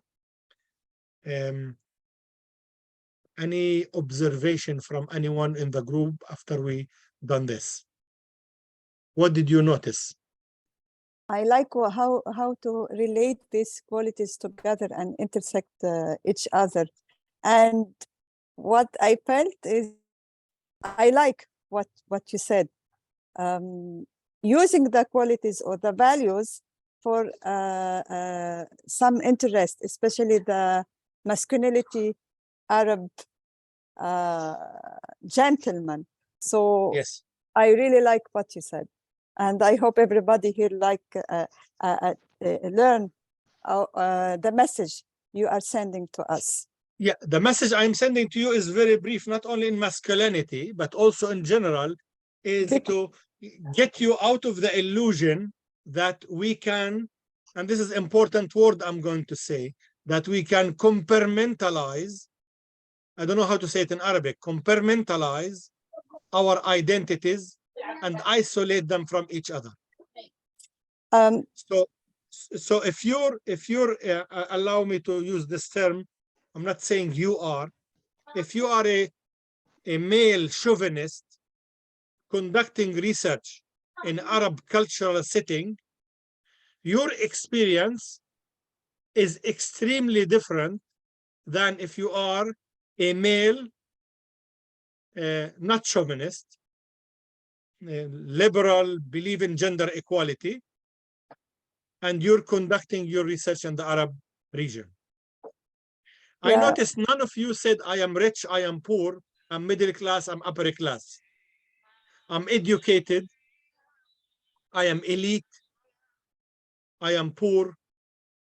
We've taken that part out.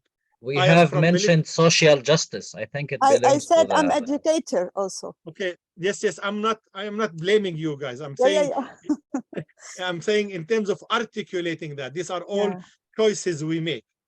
That's point one. But thank you, Zinat, for recognizing indeed that was my message, is the illusion that I compartmentalize my identity and try to eliminate its impact. It's impossible and it cannot happen. Second, we just need to be aware that when we do the research on reconciliation in the Arab region, this will affect what we're asking and what we're doing. And we need to be aware of that. So Abdul Ghani, as somebody who repeatedly said, I am a Muslim. So he's telling us my religious affiliation identity is the most important thing for me. When I put Abdul Ghani with a Christian from Lebanon, and Abdul Ghani is going to interview him on reconciliation and forgiveness, I am not sure how his religious identity is going to seep in and influence the discourse and the relationship.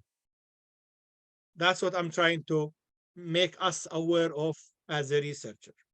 That's the exercise one. Any other observation? Go ahead, Abdul Ghani. I see your hand. Yes, yes. Thank you, Professor, for this very interesting and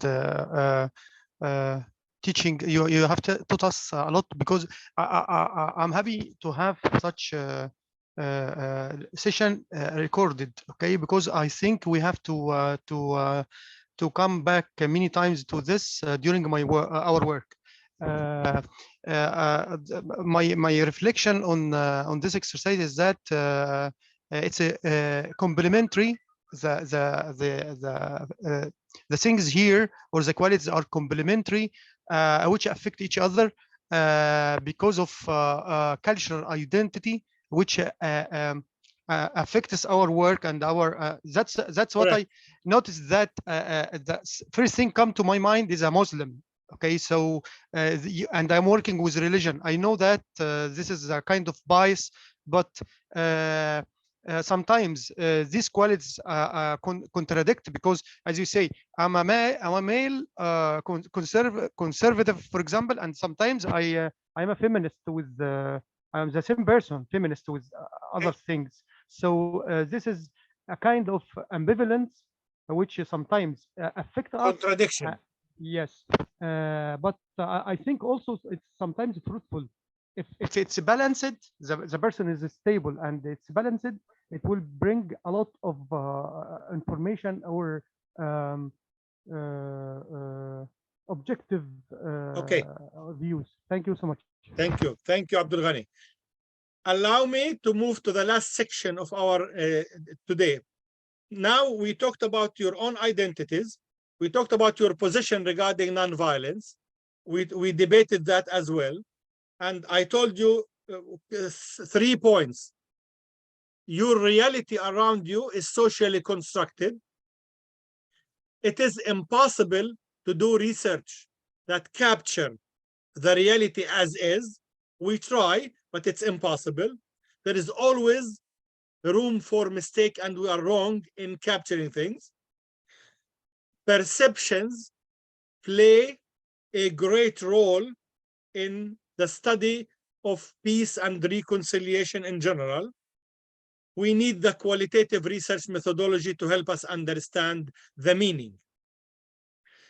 As we come to the question of the Arab region, or in general, but I want to focus, forgive me, Yamir, and also Hussein, for focusing on the Arab region, but also the same thing I'm going to say about the Arab region apply to Ethiopia and also apply to Hussein. Where are you from? Hussein? No, Hussein has a problem with the internet. He got disconnected. Okay. He sent me a message. Okay, I'm sorry, but I hope he will catch up. So from my experience, here are when I did research in the Arab region, the cultural patterns affected my work, affected me. The religious identity affected me, and I got affected, and also affected the relationship. The gender attitude toward gender were also very important and influenced my capacity for research, and also the dynamics of the war. There is a war in every single Arab country. In the 21 Arab countries, there are dynamics of war, dynamic of conflict, not necessarily violent. I guess it is structural violence as well. And also there are dynamics of colonization and post-colonization. These are 5 dimensions that affected my work on forgiveness and research in the Arab region, and there are challenges that I had to deal with them. And I dealt with them in number of different ways. They affected my research question, they affected my design, experimental, qualitative, quantitative, and so forth. They affected my capacity to collect data, what people I'm able to talk to, where I talk to them, how I talk to them, whether it is interview, films, statistics, data. For example, it's a given in all the Arab countries, you cannot access public data regarding income, regarding security violation, regarding victims of war. There are so many data, statistics are missing. They affected my results and capacity to understand them in the analysis and recommendation. Also, they affected my reporting. I know that from my experience. I want to ask you in the last 10, 15 minutes, these are the areas where got affected. I have many examples from my 25 years of work. I did 680, I'm sorry, I did about 890 surveys on forgiveness. I did hundreds of interviews on forgiveness with teachers, civil society, politicians, and others. So I have lots of stories. But I'm going to go back to you individually and think of the question, what will be, when you come to do your research, qualitative research on reconciliation, forgiveness in the Arab region, in your context, what do you think you will have the most difficulty with? And don't tell me culture, tell me what within the culture you think will be most difficult for you, most challenging. Are you guys following my question? Yes, go ahead. So I wanted to think of only one challenge that you think when you come to do reconciliation, you have to deal with, you might encounter.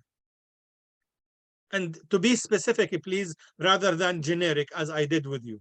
I was generic because I don't want to influence or bias you. Go ahead, Abdul. Again, because of the time, I really need you to take only 30 seconds so I can cover with everyone so we can learn from each other. Go ahead, Abdul Ghani. Language, linguistic connotation, and the stereotype inside each person. That's it. Say that again. What do you mean? Language, and linguistic connotation. The words which are used in our countries, because like the word the kafir, okay, which it's when it's used in Arab countries, it is different from using the word disbeliever or unbeliever in another in European countries or other countries. So the challenge is understanding the full meaning of the terminology you're going to use. Yes, and the stereotypes, yes, of the words. Yeah. Yes, Bashar, you have to relate to that in your research because it took us a while to explain when we talk about status. شو كان الترم في العربي يا بشار؟ المكانة، يعني المكانة بالعربي لها غير معنى من أيوة بالضبط. فبشار, this is a very good example for you as well. Sorry, go ahead, continue the next one, please. Me, I have also difficulty with the Syrian inside Syria. They're still in the denial state, so they are also afraid to speak up in general, and they don't admit that they have a sectarian problem. Excellent. So, and this is probably for all the Arab region, the fear to speak up because of security apparatus, security regime, نظام مخابراتي, that affect anything has to do with research and collection of data. The fear to speak also in general, but also you added denial. Denial mean no denial of the existence of the problem, right? Exactly. They still try to see it as a conspiracy or something, but they don't. Everything around them to tell them there is no problem, but it's a conspiracy. Okay, go ahead. The next one, please. I think maybe I'll go, Noura. Yes, please. Go ahead, yes. Noura. It's a bit personal, but I'm angry, right? I'm doing research on allies in the Palestinian-Israeli context where I live, and I'm angry. And I'm not reconciliatory always, often in my own mind, in my own heart. And it's difficult, it's activating. Beautiful, thank you. Absolutely. And thank you, Noura, for raising this part of us, our researcher, because Noura is saying my emotional baggage, my emotion baggage, or my emotional burden in relation to, if I'm right, to the apartheid, to the occupation, to the policy of the Israeli government in Palestine, I am doing allianship, but at the same time, I'm very angry. Dealing with that is a major challenge for me. Did I capture it, Noura? Yeah, yes, for sure. And I'm also, the more research I do, I realize also that it goes back before. It is about apartheid. It is about Palestine, but it's also about the injustice that has existed in our region even before I experienced Palestine and Israel. So it is a long-term historical wound that I think is in many people, but it really is activated in Israel and Palestine. Excellent, thank you. Next one, please. For me, political intolerance. What does that mean? Tell us more, Khalid. Because most of people in Palestine, either they belong to Hamas and Fatah or other left parties, so they will not tell the truth. They will try to make it in favor to their parties. So this is one of the main obstacles in my research.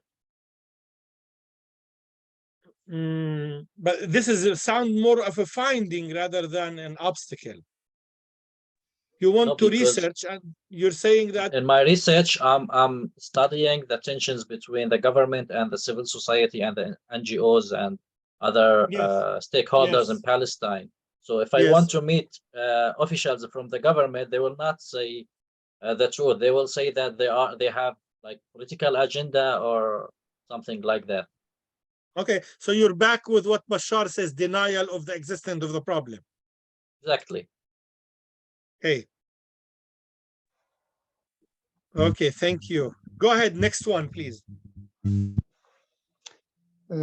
Shall I continue? Yes, please. Yes, go ahead. I'm not naming anyone. Yeah, for me, security and ethnic competition may be a problem, or it might be a problem for my research, especially every ethnic group in my local area that I want to do my dissertation is in competition. Everyone presumes the other, so maybe a big problem since every ethnic group considers themselves as ultimate for each. We can't hear you. It's my problem. So your problem is that where you're doing the work, there is an ethnic competition among different ethnic groups, and that affect all aspects of life. And at the same time, there's an issue of security in terms of mobility, in terms of trust, in terms of stating what you want to say, right, Ali, Amir? Exactly. Okay. Welcome to the Arab world. I'm saying, you welcome to Arab world. I'm saying he's from similar. Yes, I know he's from Ethiopia, but I said similar to the Arab world. So welcome to the same reality in many ways. Interesting that many conflicts have the same similar orientation. Dynamics. Yeah. Ymir, did you understand my attempt to be humorous? Of course, sir. Oh, thank you. I wasn't, yeah. So go ahead, Abdul Razak. Doctor, to my mind, I mean, the most difficult challenge that I may face is dealing with deep-rooted, fossilized ideas, concepts, thoughts, and beliefs. Because all the troubles when it comes to insecurity, you can deal with it. You can find another alternative from an insecure situation to secure situation. You can deal with the problem of language. You can deal with a lot of things, difficulties, and so on. But when it comes to fossilized, I mean, deep-rooted concepts, ideas, thoughts, especially religious one and cultural one. So that's the most difficult challenge. Thank you. That's an important addition, and it has to talk, in general, you talk about the deep-rooted dynamics of a conflict, right? Yeah. But what's specific about the deep-rooted that, because all the other are deep-rooted, what is it in the deep-rooted dynamic? I will tell you. Go ahead. I'm gonna give you an example. We, the Muslims, or the Muslims in general, believe that they cannot reconcile, or the reconciliation with Jews, Christians, and so on is just an illusion, because we have an misunderstanding of religion. لن ترضى عنكم اليهود ولا النصارى حتى تتبعوا ملتهم. This is the wrong. This is deep-rooted, fossilized understanding and concept on the other part. So this is impeded the reconciliation, impeded the conflict management, and so on. So even you try, when you cannot deal with this problem, that you cannot build trust with other parties, you cannot reconcile. So there should be a trust, and the one that impedes this trust is there is no trust. It's kind of illusion, because we believe that in our Quran, in the scripts, I mean in the Quran, the Bible, and so on, we cannot. And this our destiny to fight each other. Yeah. Thank you. Whoever have a child crying in the background, please be nice to them and mute the mic. Yeah, I think it was from Abdul Razzaq. That's why I couldn't mute it. Okay, doesn't matter who is, but just so Abdul Razzaq, you Just in a spoke, cost, right? Yeah. Excellent. So Abdul Razzaq, that's a very important point. Abdul Razzaq spoke about historical, multi-generational, deep-rooted misconception of the other, which makes it more difficult to reconcile. I want you to distinguish between, you are not going to do reconciliation. You're going to research reconciliation. So the question to Abdul Razzaq to think about it later, how is this deep-rooted conception in the mind of the people you're going to talk to will affect your research? That's the question. It's not we're going to fix the problem. We're going to understand the problem through research and how we could do that. Anybody else did not speak yet? Shahira. Yes. Me, I think that I'm very connected and involved, very, very emotionally about everything, everything about Jaffa. I feel sometimes that I'm very angry with them, and sometimes I really love them. On the other hand, I am very involved. It might be an advantage, but it might be also disadvantage. Thank you. So that's similar to what Noura mentioned. I think that's an emotional attitude toward your, toward the people you're going to research. Yes, and I know them very much. I know the community. I know the people. It might be also a challenge for me. So for you and for Noura, you might both want to consider, again, I don't know what's your research question, you want to consider ethnographic methodology, because it will help all of us in this context to deal with those aspects and make it as an integral part of our research. The ethnography is a powerful tool methodology that has been used in reconciliation and forgiveness, especially in conflict field area.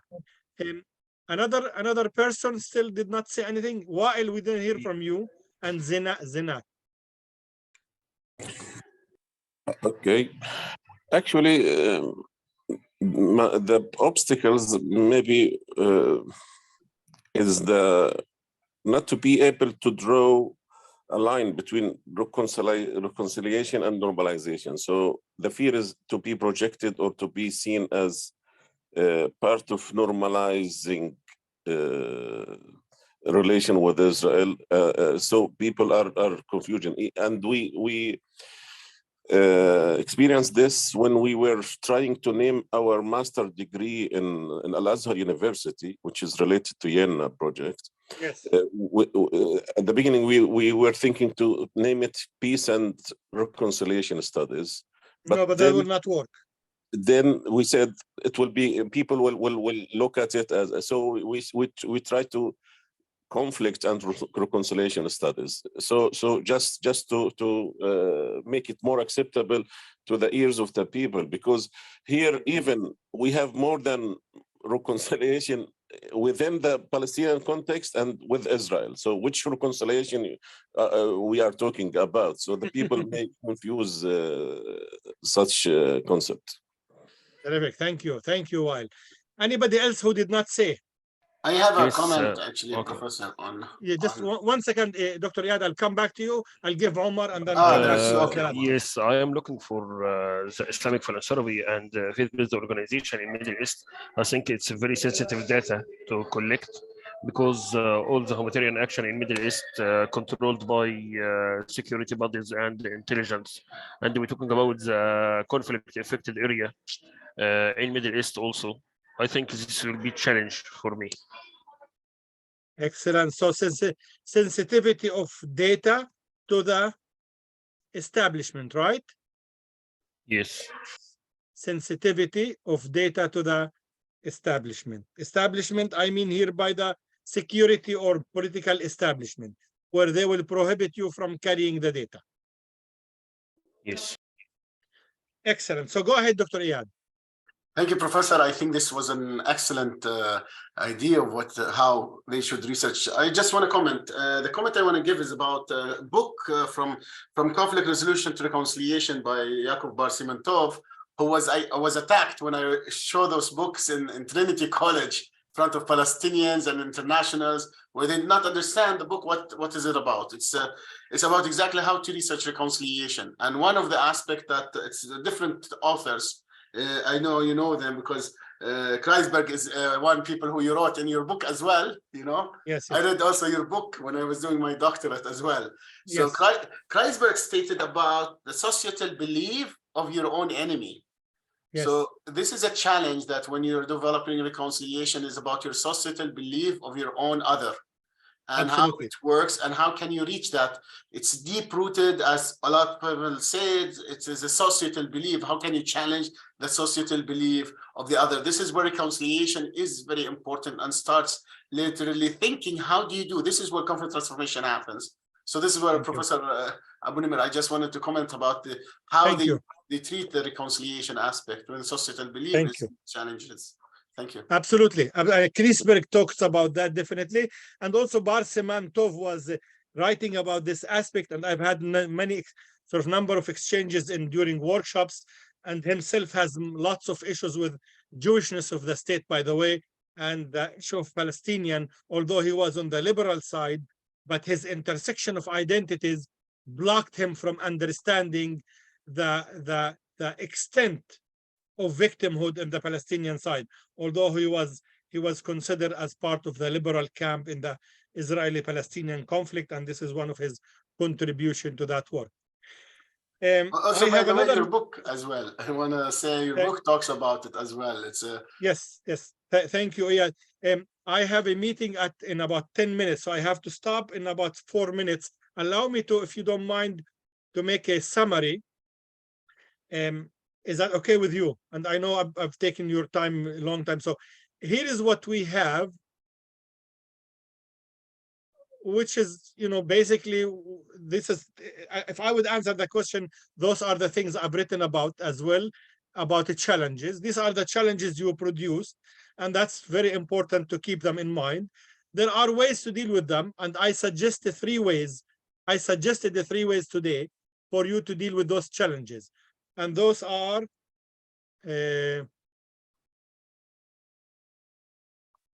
positionality. You need to continuously reflect on your positionality in the research. Where you are, how do you feel, why you are doing what you are doing, and how is your identity affecting your decision in this research. We cover that. That's called positionality. The positionality of power. As Zinat tried to tell you, if you are a woman, your capacity to do research in the Arab region on this topic is vastly different from you if you're a man. And you need to be aware of that and how that's affected your data. Second tool is intersectionality, is to make sure when you do the qualitative analysis and research that your multiple identities, the 20 of them, when they interact with each other, they are not influencing negatively your capacity to understand the answers to your research question. I will repeat that. In order to be able to understand the dynamics of the different identity you hold during your research, part of it is positionality, it's important to identify how is this going to negatively affect your capacity to understand and carry on the research. 3, criticality. We did not talk about it as much, but I will say a few words about it and I will stop. To conduct critical research in forgiveness and reconciliation, as a researcher, you have to be able to make sure that you are challenging in your thoughts, in your construction of ideas, in your design. You're able to step out of the dominant paradigm that is causing the injustice. i.e., when Umar, one of the Umars in Palestine, he talks about justice. When he conducts his research, in his pursuit of justice, he might forget to be critical of the Palestinian Authority or the Palestinian structural violence internally that exists, that also regenerating and generating injustice. When Noura is conducting her research on alliance between Israel and Palestinian, she might be catering in her research to perpetuate the status quo within the Palestinian community or within the Israeli society. Criticality means the researcher has a critical analysis and tools and framework that allow him or her in their role as a researcher to challenge the structure of violence that exists in the society and not become a tool to perpetuate the structure of violence. Finally, in this context of criticality, if you're a Muslim Arab Sunni man and you're looking at the study of religion and interfaith in the Arab region, the criticality aspect demands you to be able to criticize and analytically analyze how, being Sunni, Arab, and male, your research will not feed into that domination.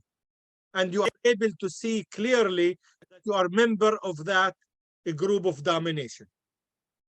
That is the meaning of doing partially critical research. I am sorry I tried to pack too much into this exercise of 2.5 hours with you, but it's because I care about you. I'm a Palestinian, I'm a professor, I'm a peacemaker, I'm somebody who's committed to work in this area and I work on it from my heart. So I wanted to share with you both where I come from and why I do this. And I hope it was useful for you. It definitely was interesting to me. So thank you all, and thank you, Professor. To everyone. And you have my WhatsApp there. I would be really delighted to be in touch with you via WhatsApp. Feel free to write me via WhatsApp with any question, and happy to support your research and the work you do. And Noura, if you are in Jordan, I'll be there in 1 month, inshallah, and I'd love to meet with you and learn more about your organization. Thank you, Professor. It was great to have you today. And actually, this is the last time we meet you in this year. I'm sorry to say that, but we'll meet you in the next year, inshallah, of course, because you are one of the pillars of Armenia. I want to say that Professor Mohammad Nimer is one of who created the Armenia with me and Professor Nimer from the beginning, from the start, from 2018. So he's one of the pillars that's stronger. They make the Armenia stronger. So you are more welcome to contact him, as he said, and we thank you for that. I also posted his books, one of his books that I read. I read two of his books, so they're amazing. And they are really good books for your research, to conduct your research. Thank you, Professor. And I thank you everyone for attending this, and Happy New Year. Thank you, everyone. Thank you. Happy New Year and take care. Good Thank luck. you. Thank you. Ma'as salama. Ma'as salama.